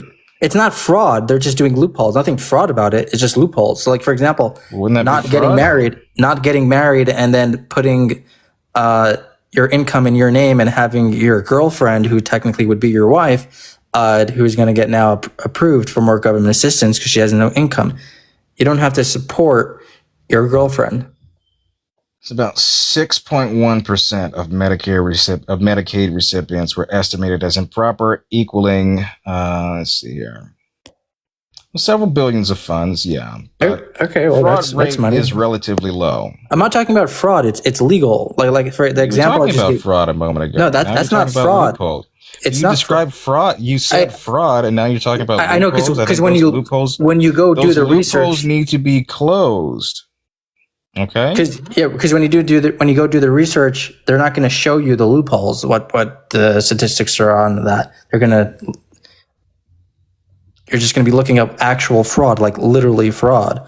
Not reporting The taxes. loopholes you've cited need to be reined in on. I think that's where more oversight over the system is certainly necessary, as opposed to less, or as opposed to getting rid of it. Yeah, and I by the way, I just want to let you know, I don't like the Republicans either, but I also don't like the Democrats. God damn it! I just no alternative. No. Man. I just Third side. Parties aren't going to win. I side more with the Republicans, though, with the Democrats. I think both parties are not making my life better. People don't pay taxes who have large. People who have like $100 billion in stocks, which is very few people, by the way, could use that as collateral. From a bank, take out a loan on that, and then they're at debt. You don't pay taxes on that, right? You know what I'm talking about? Why aren't you mad at, say, the class of people that reap most benefits from these tax loopholes? Sorry? The people that are able to screw the system to the degree that they are and reap the most out of those benefits, why doesn't that concern you? It does. Of course, I'm talking about billionaires. Yeah, it does concern me, and Democrats and Republicans are not doing anything about it. But the Democratic approach to that is is wealth taxes, is increasing their tax rate, is increasing corporate taxes. The Republican solution is deregulation and further tax cuts. You're talking about progressive tax cuts? I mean, progressive taxes? Progressive tax policy. No. I'm talking about people paying zero taxes. They pay zero. What? They pay zero taxes. Zero. Yes. Off of a tax code drafted by Republican policies. I don't know what you're surprised about. Republicans have made it so much easier for Republicans to gain this, for billionaires, Freudian slip, to gain the system here. The top 5% saw greater tax reliefs than the bottom 95%. No, I'm not talking about tax reliefs. Year. I'm not talking about corporations. I'm talking about tax code, right? No. I'm talking about like where you take your assets as collateral, go to a bank, they give you money, which is technically debt. You don't pay taxes on that. That's your salary. They pay zero taxes. Zero. I'm not talking about Trump lowering corporation taxes. It wouldn't matter. At the end of the day, if you're you talking about tax loopholes, right? Yeah, Democrats and Republicans. Yes, that's been embedded within Republican tax policy. So then why, under Obama and under Biden, you were still able to do that? And then also under Clinton. There were greater penalties to them, and they cracked down on these things. Yes, crime exists in every aspect. No, it's not. It's not a crime. Wait. There were further crackdowns under those administrations. They were able to regenerate that wealth that had been lost, that revenue that had been effectively stolen that otherwise was owed. It's not. That's it's not why. fraud. That's why there were tens of thousands of further IRS agents and auditors that went after those people under the Biden administration, which were promptly fired under Trump. No, what I'm talking about is not fraud. Loopholes are legal. You could do a loophole. I'm conflating the two things. I'd say a loophole is a form of fraud. Yeah, but it's totally legal. Okay, legal fraud is what we're describing here. which the Democrats and the Republicans are not changing. So, which is the big reason. Okay, so why should I support the Republicans on this? No, there's no better party to vote for. You could argue on immigration because obviously Republicans are stronger on immigration. You could argue on Medicaid and things like that. I got to argue on the economy. Democrats are better on healthcare. Democrats are better on the environment. Democrats are better on renewable energy. Even on fucking oil, Democrats are better. More offshore oil drilling and refineries and loans and permits were permitted under the Biden administration than Trump's were. I don't know. On women's health, they're better. I'd say on social issues like gay rights, they're better. I don't know what you're talking about. The Democrats don't like fossil fuels. What are you talking about? Yeah, they do. They claim they don't, but they do. Biden handed off more drilling permits than Trump did. I'm pretty sure that they didn't allow them to drill under his. We drilled more. We drilled more. Where? We actually exceeded, per the AAA, we exceeded our expectations in domestic energy production. In fact, let me try finding the number. It's an all-time high.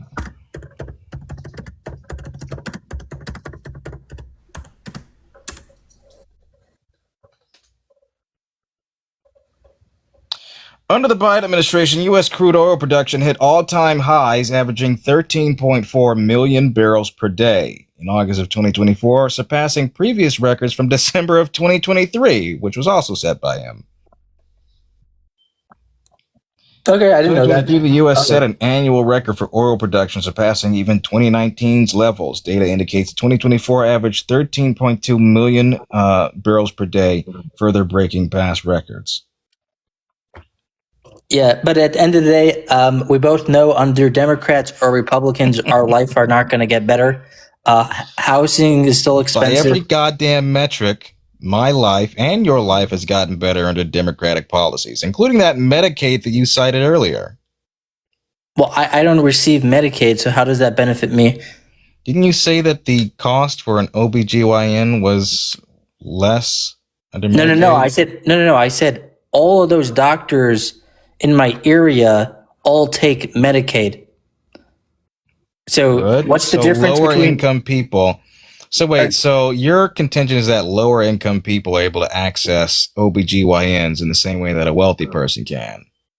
Well, first, I'm not wealthy. I'm not talking about that. I didn't say you were wealthy, but is your contention that lower income people have the same access to health care than a higher income person would have? Specifically in my area in Rockland County, New York, correct? Oh, boo fucking who. I'm glad that poor people who are below you in their tax code, have the same access to medical care that they need when it comes to delivering children and checking on their maternal health. Medicaid is great. Good. That's good. That is something you can thank a Democrat for, because the Democrats signed into law Medicare and Medicaid. Yeah, I think it's great that people are able to receive. Shucks. I just hate it. It's great, but I hate it.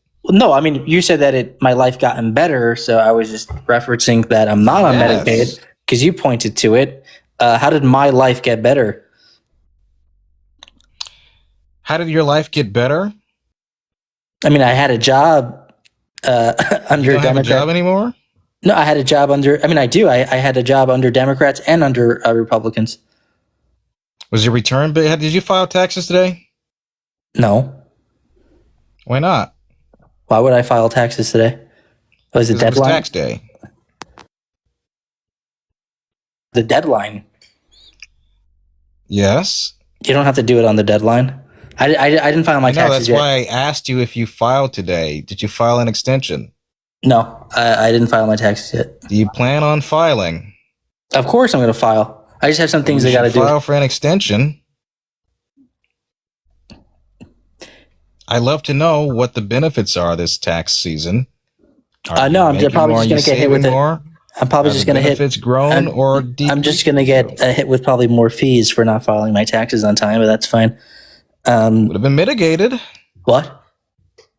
You could have mitigated that by filing it on time. Yeah. Yep. But I just want to know, how did my life get better under Democrats compared to Republicans? Let's see here. Your life specifically, I don't know you, but I'd say on average, things do tend to improve for American citizens under Democratic control versus Republicans as it relates to public health. As it stands right now, due to the revisions of the child vaccination schedule and the misinformation that has been put forth towards COVID and a number of different preventable diseases and viruses, more people have contracted diseases and viruses in this past calendar year than under Democratic watch. More people have died of measles, smallpox, several other viruses. It was one that I was reading about earlier on the rise as a result of Republican policies and inaction. As it relates to, let's see here, women's health. I think it's pretty definitive to say that without the access of a woman's right to choose in reproductive health care, abortion numbers have increased in the United States post Roe v. Wade. Per capita, more people are dying of maternal deaths. More people are dying of infant mortality. More children are dying of infant mortality and prenatal conditions that were otherwise preventable. That's the outcome of Republican versus Democratic You're policy. saying that the babies are now being born and now they're not getting proper care and now they're being unalived or somehow like that? So I'm saying that the lack of prenatal care has led to an uptick in maternal deaths, have led to an uptick in infant mortality. And one's ability to access abortion care, abortion access being severely limited, has contributed to those increase across the states that have shown greater reductions in their quality of care and in their ability to access abortion. So more women are able to unalive their babies in their stomach? More women are dying than they have the chance to get an abortion in these states. No, the law. There's no law that doesn't allow you to get. There were heartbeat laws across the Republican states after Roe v. Wade was overturned that signaled either unequivocal bans on abortion or up to 4 weeks, 5 weeks, 6 weeks. The list goes on, which have killed more people per JAMA Pediatrics, per Guttmacher Institute. Over and above, abortion bans have led to further upticks, not only in abortion, but maternal death and infant mortality. I'll actually read you the article. Abortion is a topic on itself. Stop talking for a second. Stop talking. This is from Guttmacher Institute. Despite abortion bans, number of abortions in America has increased in 2020.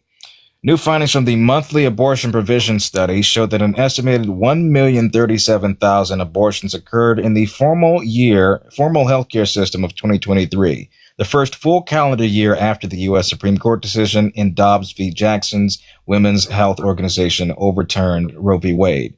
This represents a rate of 15.9 abortions per 1,000 women of reproductive age, an 11% increase since 2020, the last year in which comprehensive estimates were available. It's also the highest number and rate measured in the United States in over a decade. I mean, me personally, I'm anti-abortion, but for those people, I guess maybe that's great for them. Policies have killed people. It's not great for them. It's not free. Medicaid doesn't cover that. What? We weren't talking about Medicaid. We were talking about quality of life under Democrats versus Republicans. You said it's not free for them. What do you mean by that? Medicaid? I mean, what's not free? I didn't say free. I didn't say it's not free for them. It's not good for them. It's not good for people to not have the right to choose if they want to have a baby or not have a baby. Okay. Yeah. I mean, that's like a totally topic on itself. Well, the topic is that it kills more people without the access. I don't understand.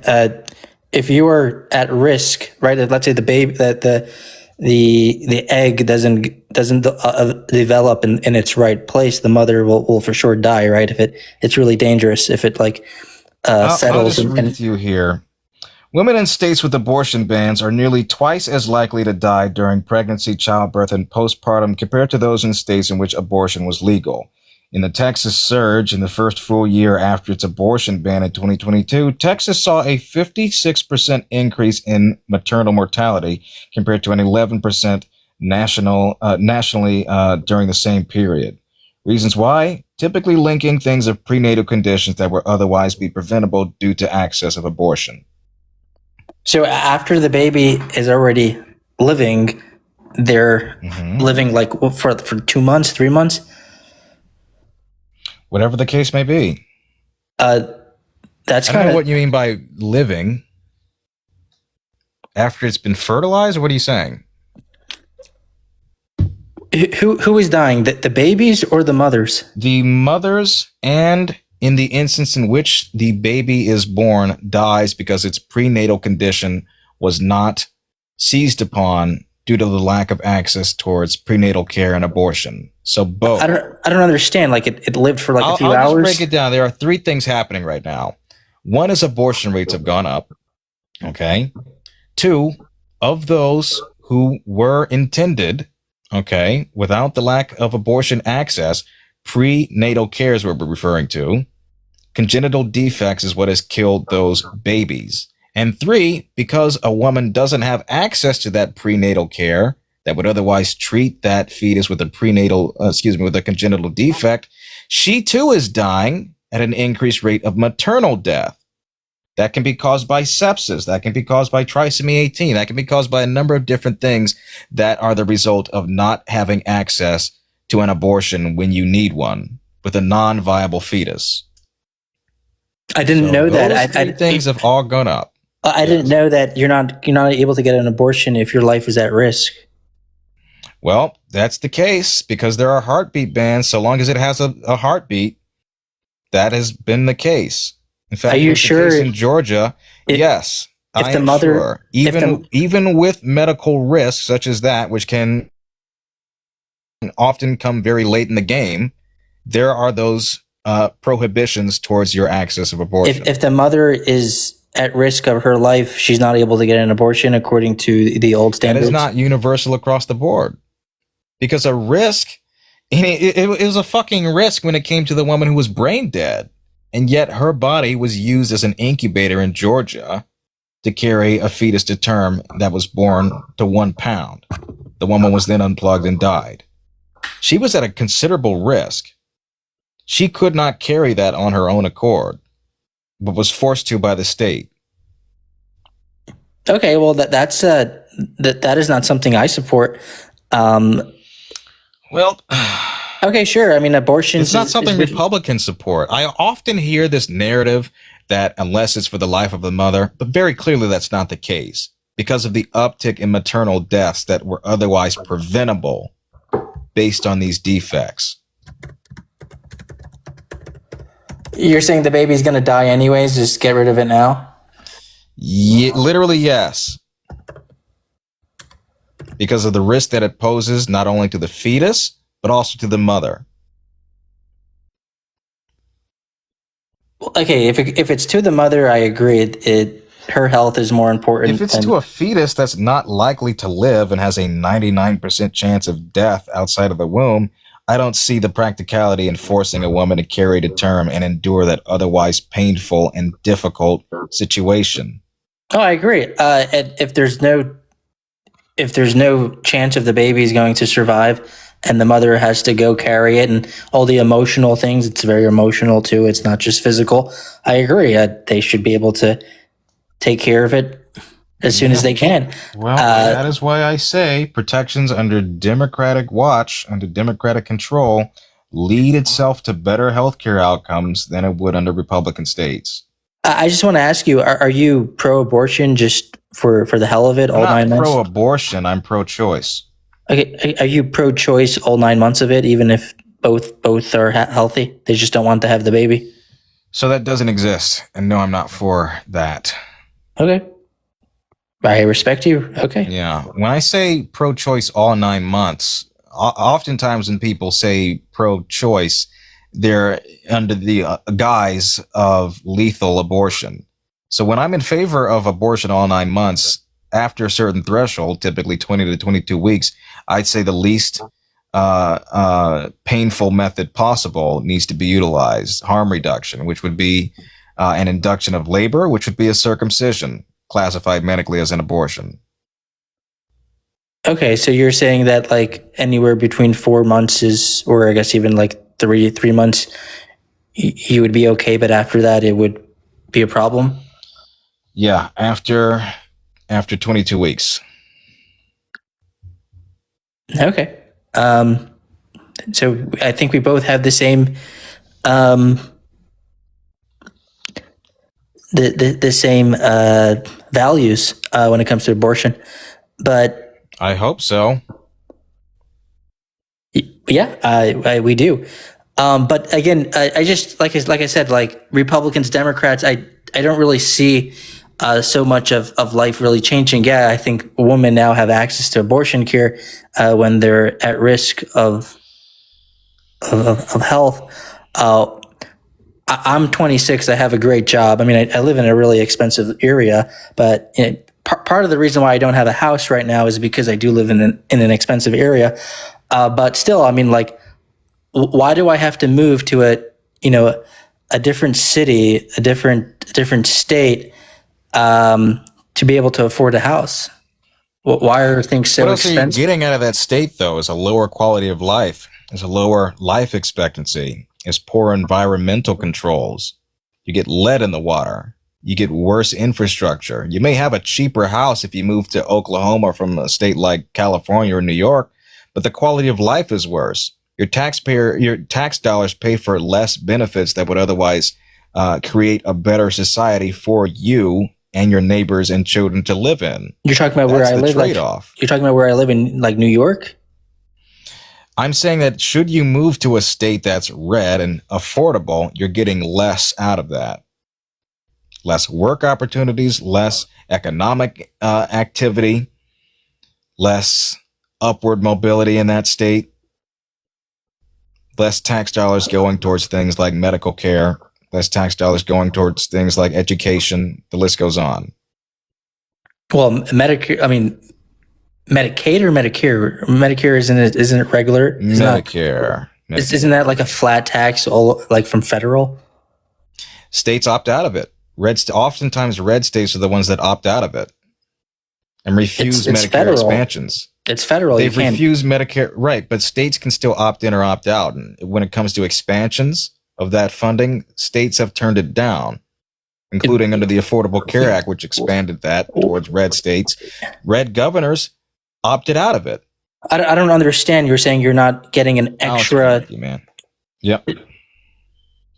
Here, I'll break it down for you.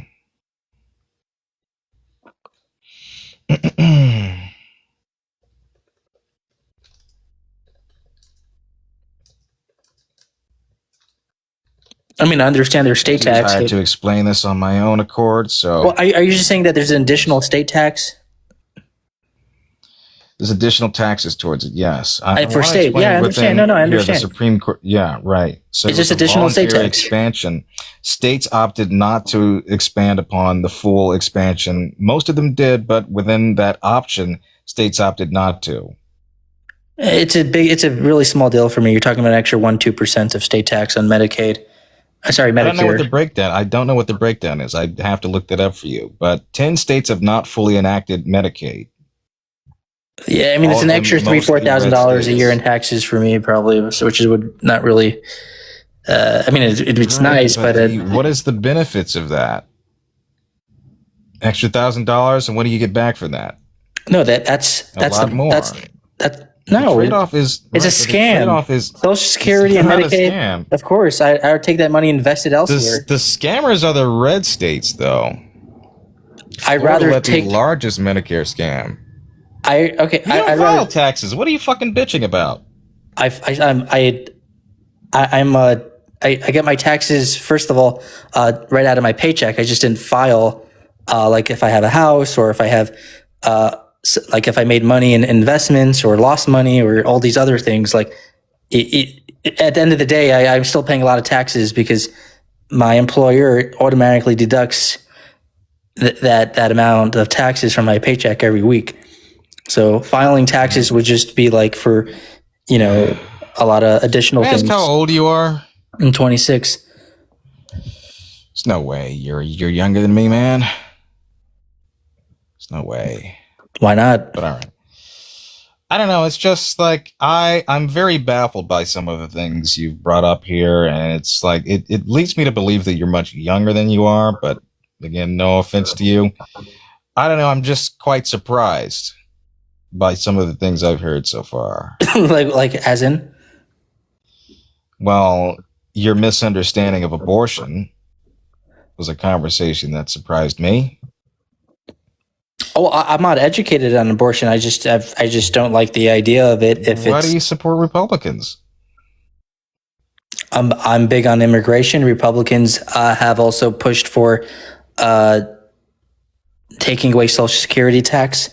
I think Social Security is a big fraud, in my opinion. The way you get the money back from it, fraud. It is, because listen, when they take your Social Security tax, they don't invest it somewhere. It doesn't sit somewhere. It goes directly to the government. The government directly takes the money and pays it to people who are receiving Social Security tax, either on retirement or disability Social Security, right? So that your money goes directly to their account. It's not invested anywhere. They don't invest your money. I mean, if you want to give me money for my retirement, at least invest it for me. 10.6% of the 12.4 goes to the Old Age and Survivors Insurance Trust Fund, the largest part of the funds, retirement benefits for retired workers, survivors benefits for spouses, children, and other dependents of deceased workers. 1.8% goes to the Disability Insurance Trust Fund. It's not going to nothing. It does reinvest. We may not see that, but let's see, about 85 cents of every dollar in Social Security taxes go towards retirement and survivor benefits. About 15 cents go towards disability benefits. Less than 1 cent covers administrative costs. You just go on the Social Security website. It's literally written on there that Social Security doesn't take your money and invest it. It directly pays it out to people who are receiving it. Well, I'm not really all that in favor of whatever this administration has put out on the Social Security website. I mean, they've commandeered much of these federal websites and put their own partisan spin on it. But effectively, what Social Security taxes pay for are the very things that I've listed. Right. It's paying for other people who are receiving these benefits. It's a Ponzi scheme. Yeah, so it's basically like a Ponzi spouses. It's basically structured like a Ponzi scheme in order for these people to get paid. Ponzi scheme. It doesn't go to nothing. It goes to someone else. So in order for them to get paid, it doesn't go to the federal budget. It goes directly to people. Yeah, which I say I'm in favor of. Which means that you always need new people to be working and to get taxed for these people to get paid. So when you retire and when you are ready to receive your benefits, benefits go to me. Someone must work for you to get your benefits, which means that your money was never invested anywhere. It's nowhere. Doesn't exist, which is exactly why. I don't know what you mean by it doesn't exist. It doesn't exist if it's going back into me or my retirement, if I die, into my children. It doesn't exist. Someone has to work to pay taxes for you to get paid. I worked and it went back to me in my retirement. No, that money was directly paid to someone who's currently receiving it, right? Now, how are you going to get your Social Security? The younger generation must work and pay taxes for you to receive your benefits. Real quick, can you tell me what a Ponzi scheme is? Yeah, so a Ponzi scheme is where the fundamental is that the money is not being invested. Okay, so you're collecting money and it's not being invested. And you get your first customer and you say, hey, give me $100 and I'll invest it for you. And since you are not investing the money, how is he going to get paid? So you pocket, let's say $10, and now you have 90. Now he wants to get his investment. So you recruit another person to give you another $100. So now you pay you pay the guy back 120. Now you're left with 80, and you keep repeating the process until eventually it just collapses because people, just don't come anymore, or they all come back, like what happened with Bernie Madoff when the market collapsed. No, I think you've concluded that it will inevitably collapse, and that's not true. And it could go on forever. But there's parameters that we take to maintain its solvency, to make sure that it extends its lifespan, either another 70 or 80 or another 100 years. And to that point, it can extend even further than that. How we do that is adjustments to retirement. Which Ponzi scheme like has went on forever? Benefits. What Ponzi scheme has went on forever? But you just described a Ponzi scheme as one that inevitably collapse.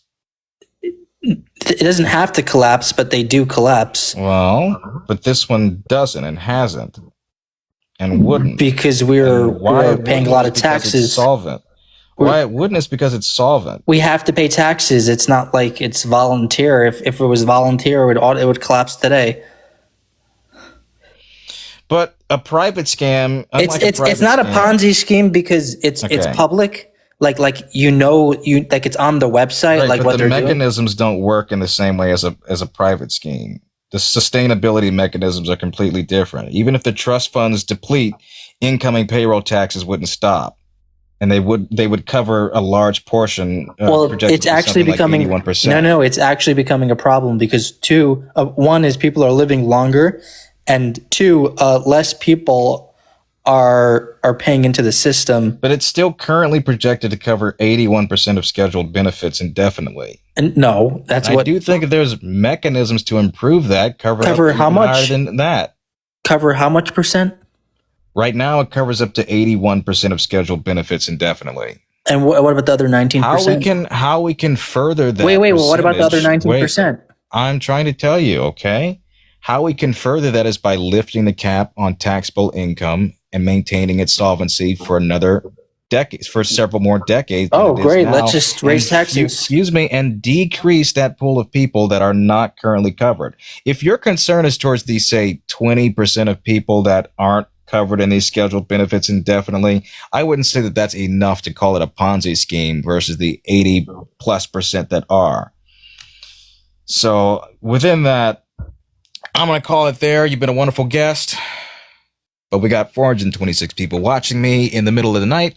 I want to move on if that's okay. Yeah. Have a good night. All right. Take care.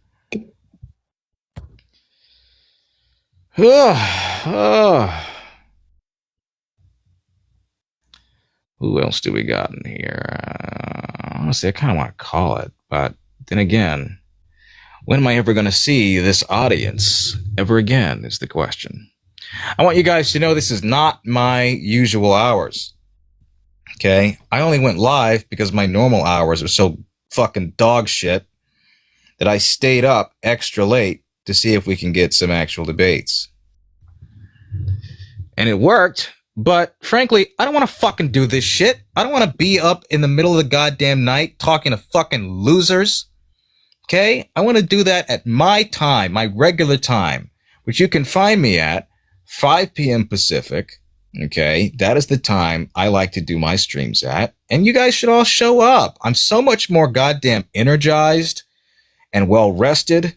And there's no fucking migraines behind my eyeballs. That is a much more preferable time than doing this shit in the middle of the fucking night. So please, if you can and are available, I go live at least 3 hours a day from 5 p.m., not 2:11 in the goddamn morning. That is where you guys should come and support me, okay? Please? just please. Just please, just do this for me. Just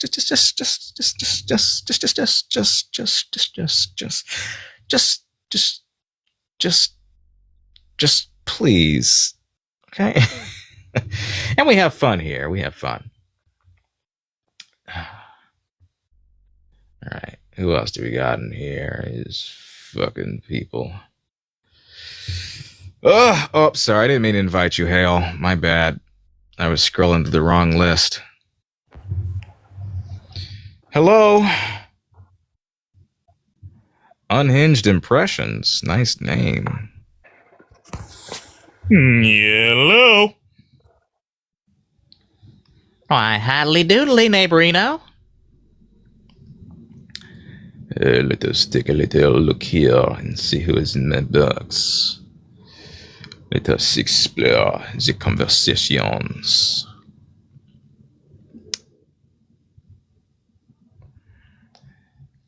All right. Good night, Rebecca. If you guys are enjoying the stream and wish to support this show, there's a Venmo Cash App in the bio. Apparently, it's the right time for me to go live. Hello, Ophelia? Mademoiselle Ophelia?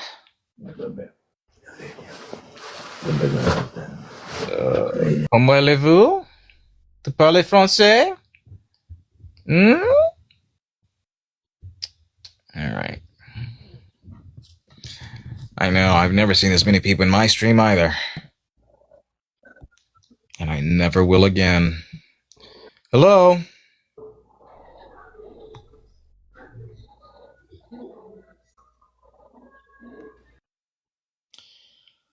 Okay.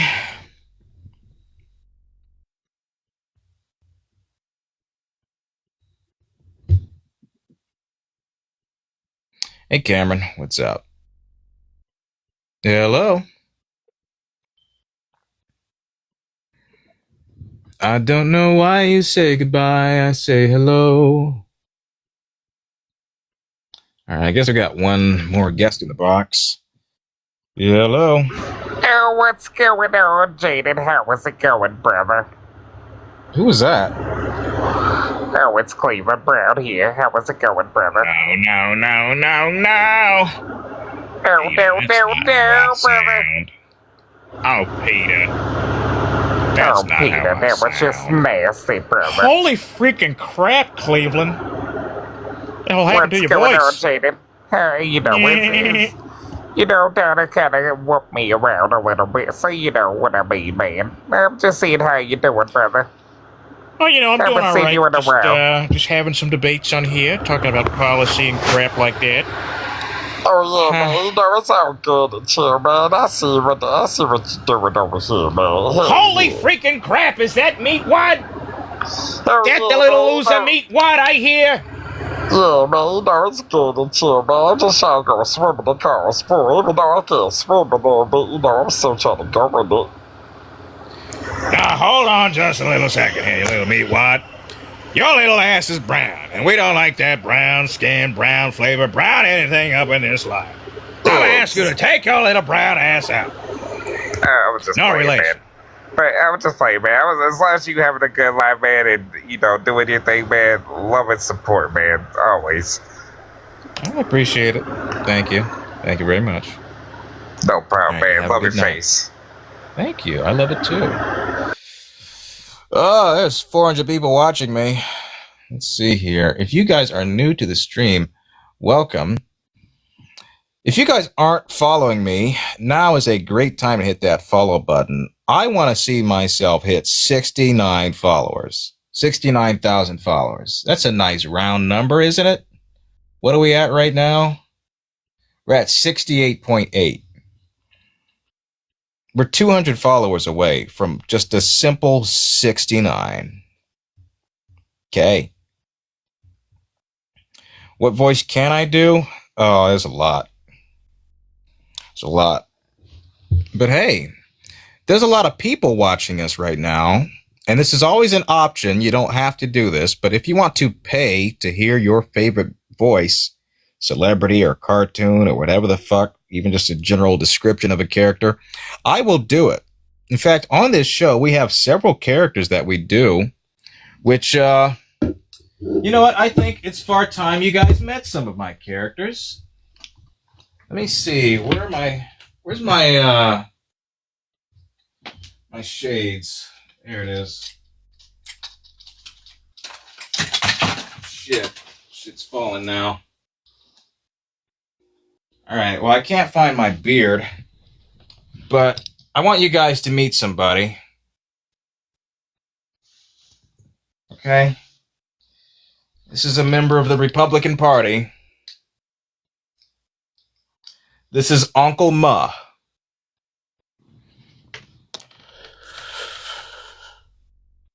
My family. My kids. My farm. My gas prices. My border. My happiness. My wife. My nothing. But my president of my country won my election, kicked out all them illegals, And my guns, my farm, my happiness, my truck, my gas prices, my president, but my wife, my kids, my divorce papers, my alimony, my money, my income, my livelihood, my dick, my president, and my happiness, and my gas prices, and my farm, and my military, and my flag.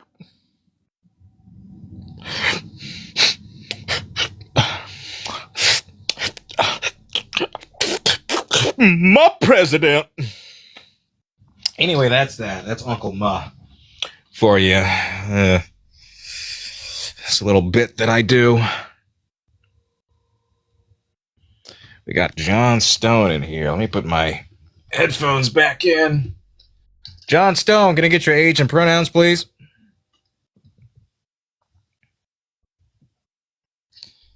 Hello, hello. Sorry. Oh, there you are. Hey, what's up? I'm 64, in Las Vegas, originally from New York, and I voted for Vice President Harris because I have more than 2 working brain cells.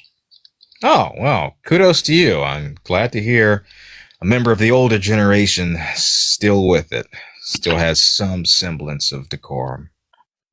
Thank you. I do a pretty good Melania. You want to hear it? Oh, y'all haven't heard my Melania. Let me hear it. I no make the fuck with Jeffrey. I did not know Jeffrey Epstein. Okay. I did not meet him. Those pictures of me and Epstein are AI. They are not real. I love my husband. He's do great job. He is the best. He is great for country. Okay. I do a pretty good maggot too. I just want to thank Donald Trump. I haven't seen my pecker since 1978, but he made it so I can't afford food anymore. Now I can see my pecker. My president. That's my president right there. My president. My patriots. My spirit of America. Well, thanks for coming in. It's nice to meet you. Thank you for allowing me in. Of course. I will boot myself. Well, I will open the gallery here for anyone that wants to join here. I want you guys to take a moment to talk to the president.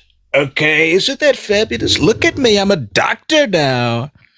I'm healing them like many doctors are known to do, except for that doctor out of Florida. He took out the old wrong organ, the old spleen-a-rooney. But let me tell you, I'm going to heal this guy. This was my plan for COVID all along, by the way. It was to shine a very powerful light inside the body. That's what I'm doing. Isn't that fabulous? We're curing COVID, one powerful light orb in your sphincter at a time. Who wants to talk to their favorite president? Listen, if you want to support the president, the Trump legal fees are in the bio, the link tree in the bio, the Venmo Cash App. You can send it to my favorite African American. Look at that African American over there. Doing a tremendous job. Let me tell you, everything is Epstein, Marsha, Russia. It's one hoax after another. There's some nasty things that people are saying in there. And now people are claiming that I pretended to be Jesus. If you look at this, I'm very clearly paying homage as they call it. I'm paying homage to my uncle, Dr. John Trump, MIT, great genes. Sidney Sweeney knows a lot about that. I'm paying homage to him. He was a great doctor, very smart doctor, but he died. He died because of the radical left's energy policies, of the windmills. That's how he died. He developed stage 9 noise cancer. It was so sad. And I'm paying homage to him and all the work he did, all the healing he did. Do you see that? I'm a healer, okay? Biden wasn't a healer. He was a squealer. He squealed on me, okay? We had a pact. We said presidents should be allowed to steal classified documents, and he squealed on me. He's a total asshole. Such a nasty person. But I'm a healer. I'm such a healer, I wear heelys. On my feet, they see me rolling, and they hating. Hello, hello? Tremendous? Absolutely. So nasty, wasting the president's time like that. You know, these people, they don't love this country. They fucking hate this country. They fucking hate me. They want me dead. You look at what they did to me in Butler, Pennsylvania. They pierced my ears like I was a 12-year-old girl at Claire's. It was horrible what they did to me. It was so nasty. You know what's funny is even after all that nastiness, even after a radical leftist, Democrat, communist, racist, ist, acne-faced loser shot at me, I didn't even give a shit to investigate that. I mean, it won me the election, so like, who gives a flying fuck? You know, it's like so many things I don't give a shit about. I think we need to go after Jerome Powell. I think we need to go after the heavy artillery Clinton and Bill Clinton and the Obamas and Biden, the Biden crime family. But that little shit that shot me, absolutely not. It's the grift that keeps on grifting, I tell you. It was probably I would have lost that fucking election. To be honest with you, if you look at this stuff, it's so funny. I would have lost that thing. Nobody would have given a flying fuck about me. I would have lost that shit. I was losing. I was doing so horribly. People saw me on that stage with my hat. I don't think I would have won that. But, you know, everybody rallied behind my side. I got to wear a tampon on my ear, courtesy of Tim Walz, and it was tremendous.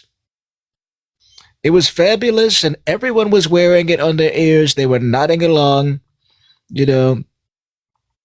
I had a tremendous rally. We had Hollywood, they call him Hollywood Hulk Hogan, spoke at the convention before I killed him. And it was tremendous. It was absolutely beautiful. You see that? It was fabulous. Speaking of Elon Musk, we call him Adolf Tesla. Elon, how's it going? Well, look, it's been a wonderful thing, sir, that we've been able to secure so many deals with you, and with Doge, everyone is just saving so much money. And, USA, oh! All right, sit the fuck down, you fucking weirdo. Lay off the Tylenol, if you know what I mean. But let me tell you, it's been so sad what they've done to this country. They want us to lose. They hate this country. They're like vampires. They just want to suck this country like I sucked it. Well, that's not important. But let me tell you, these people, they hate this country. You look at these people, these Democrats, these radical, they want free everything. They want transgender for everyone. You look what they tried to do to Christian Ohm's husband. That's the result of the radical leftist, Marxist, Democrat, communist, racist, ist people in this country. The whole bimbofication, that's the result of the Democrats. He would have been a perfectly fine heterosexual man if not for what the radicals in these places are doing. But, we got rid of that. We got rid of the library books. We got rid of this woke ideology, the radical woke ideology. It's ruining relationships. It's ruining marriages. You see what this stuff is doing? It nearly got my vice president. They almost turned him into a transgender mouse. But we caught it. We saved him. And you know, I was a little insulted. I was a little insulted by J.P. Mandel, or whatever his name is. Let me tell you, he said I was America's Hitler. And I was so offended when he apologized for that. Because I was aiming for that. You know how cool that would have been to be America's Hitler? But, you know, he said, no, sir, you're not America's Hitler. And I was like, I totally am, J.P. Mandel. Listen here, J.P. Morgan Chase. Why do you think I'm quoting Hitler? Okay? Why do you think I'm doing everything he did? Just to not be called America's Hitler. That doesn't make much sense to me.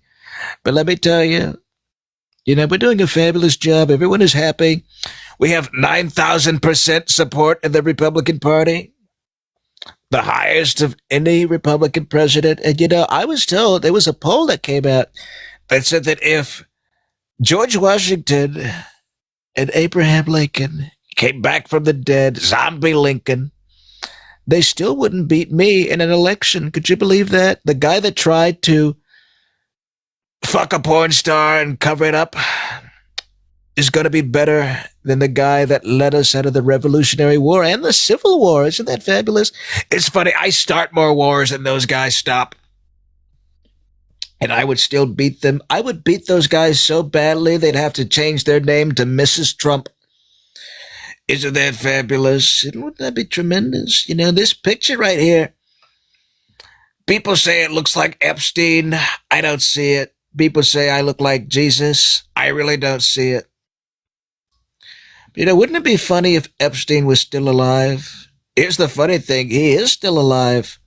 Palm Beach Pete, great guy. That's really Epstein. You know, he's fooled everybody into thinking he's really Epstein's doppelganger. But when you look at the likelihoods, doppelgangers really don't exist that often in society. That guy really is Epstein. Let me tell you, he makes a mean caviar. He's tremendous at parties, and he lets me use his plane on weekends. It's fabulous. It's true. But, you know, he gets away by saying he's not Epstein, and for some reason, everybody buys into that. They're like, oh, that's got to be Palm Beach Pete. But no, that's old EpiPen himself. It's tremendous, really. Speaking of tremendous, you know, people are talking about the war and the gas prices and the cost of groceries. It probably will go up. We don't know, you know. We're going up, up, up like K-pop demon hunters or whatever they're called. Let me tell you, people don't care so much. People aren't talking about the real things that are going up in this country, which are the walls that we're building in the ballroom right now. Those are coming up. We've got all foreign steel coming in. It's tremendous. And let me tell you, the White House has never looked better. We reached out to this fabulous company that works in gold. It's a tremendous French company, and they have lined the entirety of the White House. It's this great company. It's called Homemade Depot. They've supplied us with gold accents all across the place. It no longer looks like the shithole it used to be. But let me tell you, speaking of businesses, we've created so many jobs for women specifically. Okay, people say Donald Trump is not safe for women. Well, that's not true. They say Donald Trump raped a woman. Let me tell you, we've created so many jobs for women. And it's this tremendous 3-letter agency that we've invested in called NDA. And it's one of the easiest jobs that you can work. All you have to do is shut the hell up. It's a win-win. You shut up and I pay you money. And it's created so many jobs. It has created so many jobs for women. They're so happy. They can't stop smiling. They're so happy. They've got nothing to say. They're so happy. And speaking of 3-letter agencies, we have slashed so many 3-letter agencies. the IRS, the FBI, the CIA. Tremendous. We're doing a great job with that, old Bug Eyes Patel. But let me tell you about three-letter agencies. I got a fabulous endorsement this last election. It's this tremendous guy. He's a total whiz at what he does. Some people say he's a duke, but he runs this great company. It's called Triple K, a great energy company, a tremendous energy company. And they run on entirely white power. And, you know, I met with this guy. He said we need to fully invest in white power in this country to keep this country running. And I said, well, you know, that sounds great. I think we can make all Americans make a pledge with me. They need to stick out their right arm and make a pledge to white power. Wouldn't that be fabulous? Tremendous. But I don't know anything else about the guy, okay? But we're doing a fabulous job. We are drilling, baby, drilling, while we're killing, baby, killing. All right. That's enough of that. I'm getting tired. If you guys are enjoying the stream and have enjoyed the stream tonight, there's a Venmo Cash App in the bio. That's the best way to support this stream. I am tired. There's also a PayPal in the link tree, too. So, yes, please do support my throat lozenge fund, because that voice ain't easy to do. But I'm going to call it for the night. Try to get some sleep to the best of my abilities. Thank you. Hope you guys enjoyed the stream tonight. I'm glad the numbers ticked up. I wish it could have been a lot earlier, because when I get tired like this and go after hours, my vocabulary suffers as a result of the migraines that I get, and produces a temporary loss of words for me, which really inhibits my my debate abilities. So if we can all try to come back at 5 p.m. Pacific, that's my usual time. And I'm much more awake at that time, much more alert, and can formulate my arguments a lot better. I only went live tonight, late as fuck, because I thought we'd at least try it and see what happened. And it worked. It got people in here. It got people aware. But I want to move this show to my regular time. Oh, somebody just requested. Hello? Okay. Yeah, let's see if we can hit 160K before we leave. So you do love the hair? Cultural appropriation at its best? I'm going to invite you. You've been commenting all night. You probably won't join, and I wouldn't be surprised if you didn't. Look, yeah, oh, sorry, I didn't mean to invite you, Paige. He left the moment I invited him. So I'm going to invite you again, ask you to explain. What?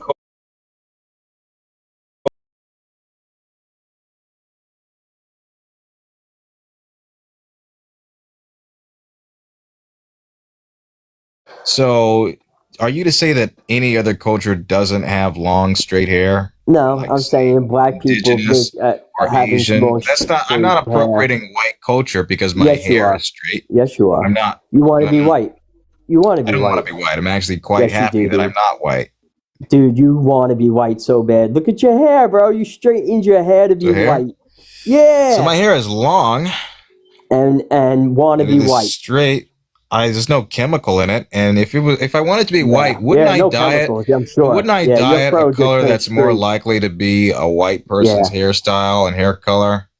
Yeah, like blonde. Cultural appropriation. I don't mind you doing it. I don't care. But there's no claim white people didn't originate straight hair. You've just selected that. I'm also indigenous as well. Didn't seem to come into the conversation. I believe me, Creek native. Well, I'm Creek native too. Then I'm indigenous. Great. Which tribe? Coyote. Okay, well there you go. You had to think about it. What tribe are you? What tribe? I said it 3 times now. Creek I didn't hear you. Because you were too busy yapping. Well, Creek of course, native for the 5th goddamn how can I hear you? Exactly. So stop fucking talking over me. Greek native. Fuck you. Okay, your mom already did, but that's okay. Anyway, she did. This She's isn't dead. me culturally That's kinda appropriating gross. white culture. I'm not. You're still talking over me. You Man, I like to couldn't have hear sex you. with dead women? The only reason she died was. Nah, I'm not going to say that. But okay. What are you Actually, I gonna say? will. Oh, I'll say it. I'll say it. Listen, at least she died doing what she loves. Me. Okay. Yeah, she might have thought you were laughed at it. It's Jesus pretty with that straight hair. Yeah. Oh, I definitely gave her the heavenly experience she was asking for. So yes. Yeah, I'm sure. You're not doing too well in this roast, How's though, your are dad? How's your dad? you? How's my dad? Doing Yeah. great. How's yours? Yeah. He is Actually, your good. dad was He's the one that around. recorded our interaction. He's around. He's around in his cuck chair, isn't he? Yeah, he's around. He was around my whole life.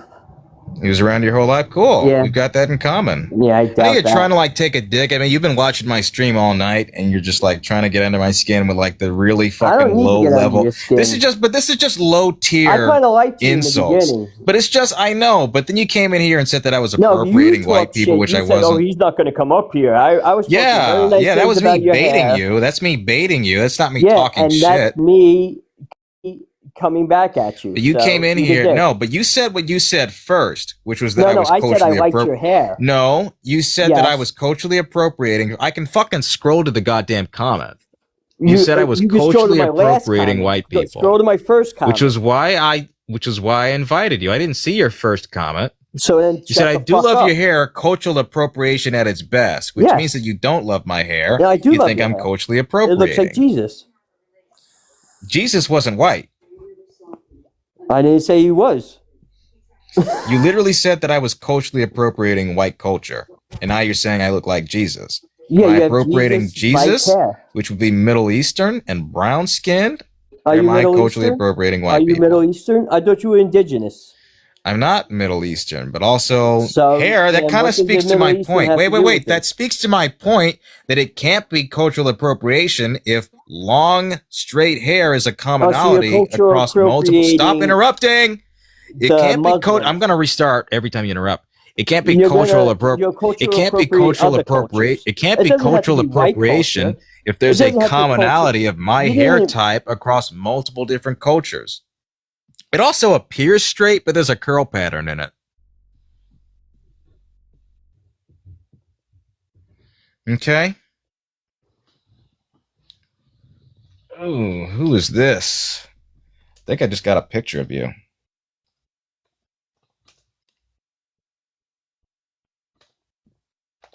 Take a look at this. A typical Tigger. Why'd you say that word? You're a What, white no- man. You're a white man, by the way. Yes, I am. Very white. You're a very white man. And you're Very saying that white. I'm culturally appropriate. Why'd you call me a Tigger? A Tigger. Take a guess. What do you mean by that? Take a guess. No, say what you want to say. No. Why do you sound like you're goddamn 3 feet tall?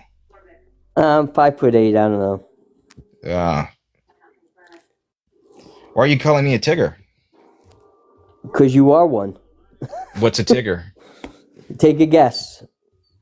I can't. I don't know. Oh well, then go get a fictional dictionary. character from Winnie the Pooh? There you go. Bingo. So what does that mean in this context? It means exactly what I said. You're not explaining anything. Like, define what a Tigger would be. You Define want to what call a me the woman is. N-word. You want to call me Define what a woman nigger. is. You can't say that. No, I can never say say that You're word. trying to call me that. Yes, I you never are. say that word. Okay. I never said that word once in my life. Right. Uh-huh. No, so never why are you did. calling me Tigger? Because you see that there's an approximation to the word that Yes, you do want to call exactly. me. Bingo. Right. Exactly. So you want to call me the N-word, but are choosing not to and are instead choosing a Yeah. word that you can't say. Right. That I can And say. that's better? Yes. Yes. So, It is okay, better. but the intention is still there. So why not just call my me the int- N-word? Because Why not just I'm call me not- the N-word? I'm not an ignorant one like you. So how am I being ignorant? Why not just call me the word you want to use? You almost had me say But you it want there. to call me that word. Just say it. No, I don't want. I don't want to say it. Why? You do because you used an approximation. No, If you I didn't want to that say was it, you wouldn't. approximation. If you I didn't want to said say it, you approximation? wouldn't call me What did I something. say? You wouldn't call me something that rhymed with it that had the same intention of it, right? You What? have the intention of calling me the N-word. Yes. But you chose a word that was close to it because you can't say the one you want to say. What, nagger? Which would imply the one you want to say. You don't want to call me a nagger because I'm not nagging you. You are nagging me. You're How am I nagging me nagging? to say the N-word. Yes, you are. I'm not. You're not nagging me to say it? That's You're not nagging me to nagging, say no. it? You are No. nagging me to say it. But I think you're being disingenuous and certainly ignorant to suggest that you don't want to say that word. I because think you you're do. ignorant with that straight hair. Who am I being ignorant towards? Yourself. That doesn't make any sense. Yeah, you look stupid is what I'm saying. I'm not the one that looks stupid right now. Turn your camera on. Come on. I'm Sent you the invite. Turning it on right now. There you go. Still not on. I mean, I have to see. All right, listen here, 3 apples tall. There you go. Go ahead and full size that. Now that you've here, step into the light for us, please. No, I can't wake up my wife. You can still step into the light. Surprised you have a wife, but anyway, step into the light.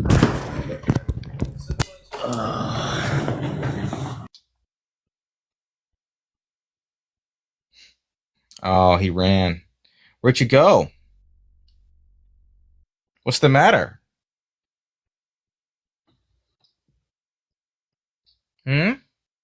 Why'd you leave? Something the matter?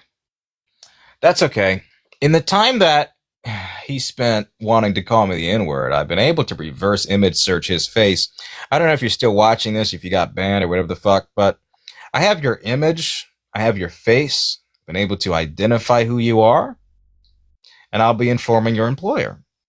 And if you have no issue with what you've said, it's perfectly fine, and you think that your rhetoric is perfectly okay, then it should be no issue for me to send this recording to your employer or your wife. Social media seems to be up here. Okay? And let them know what you've said.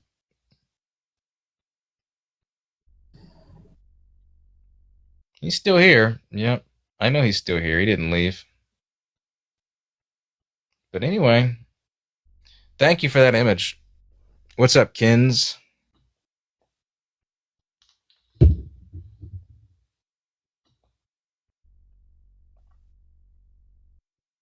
Okay.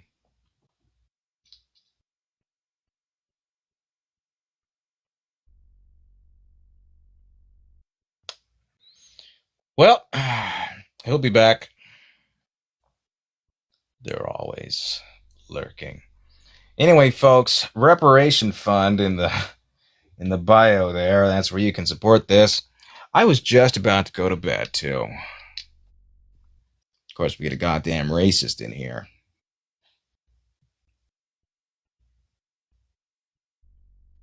But yeah. Venmo Cash App in the bio there. That is how you can support this stream and the bullshit that I deal with on a constant daily level. The fucking racism. This is a benefit that white creators have that I don't, which are the constant attacks on my race. That I'm either not black enough, but also too black.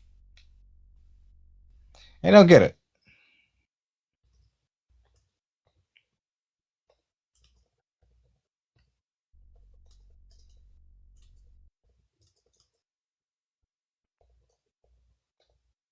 I do not get it. Yeah. Did you miss something? Just a racist guest in here. But many cultures claim straight or curly hair textures. Wouldn't be cultural appropriation because there's no dominant culture that would have that.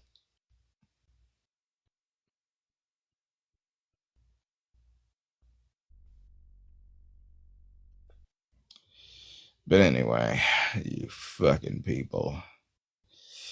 Loud liberal lashes. You've been here a hot minute.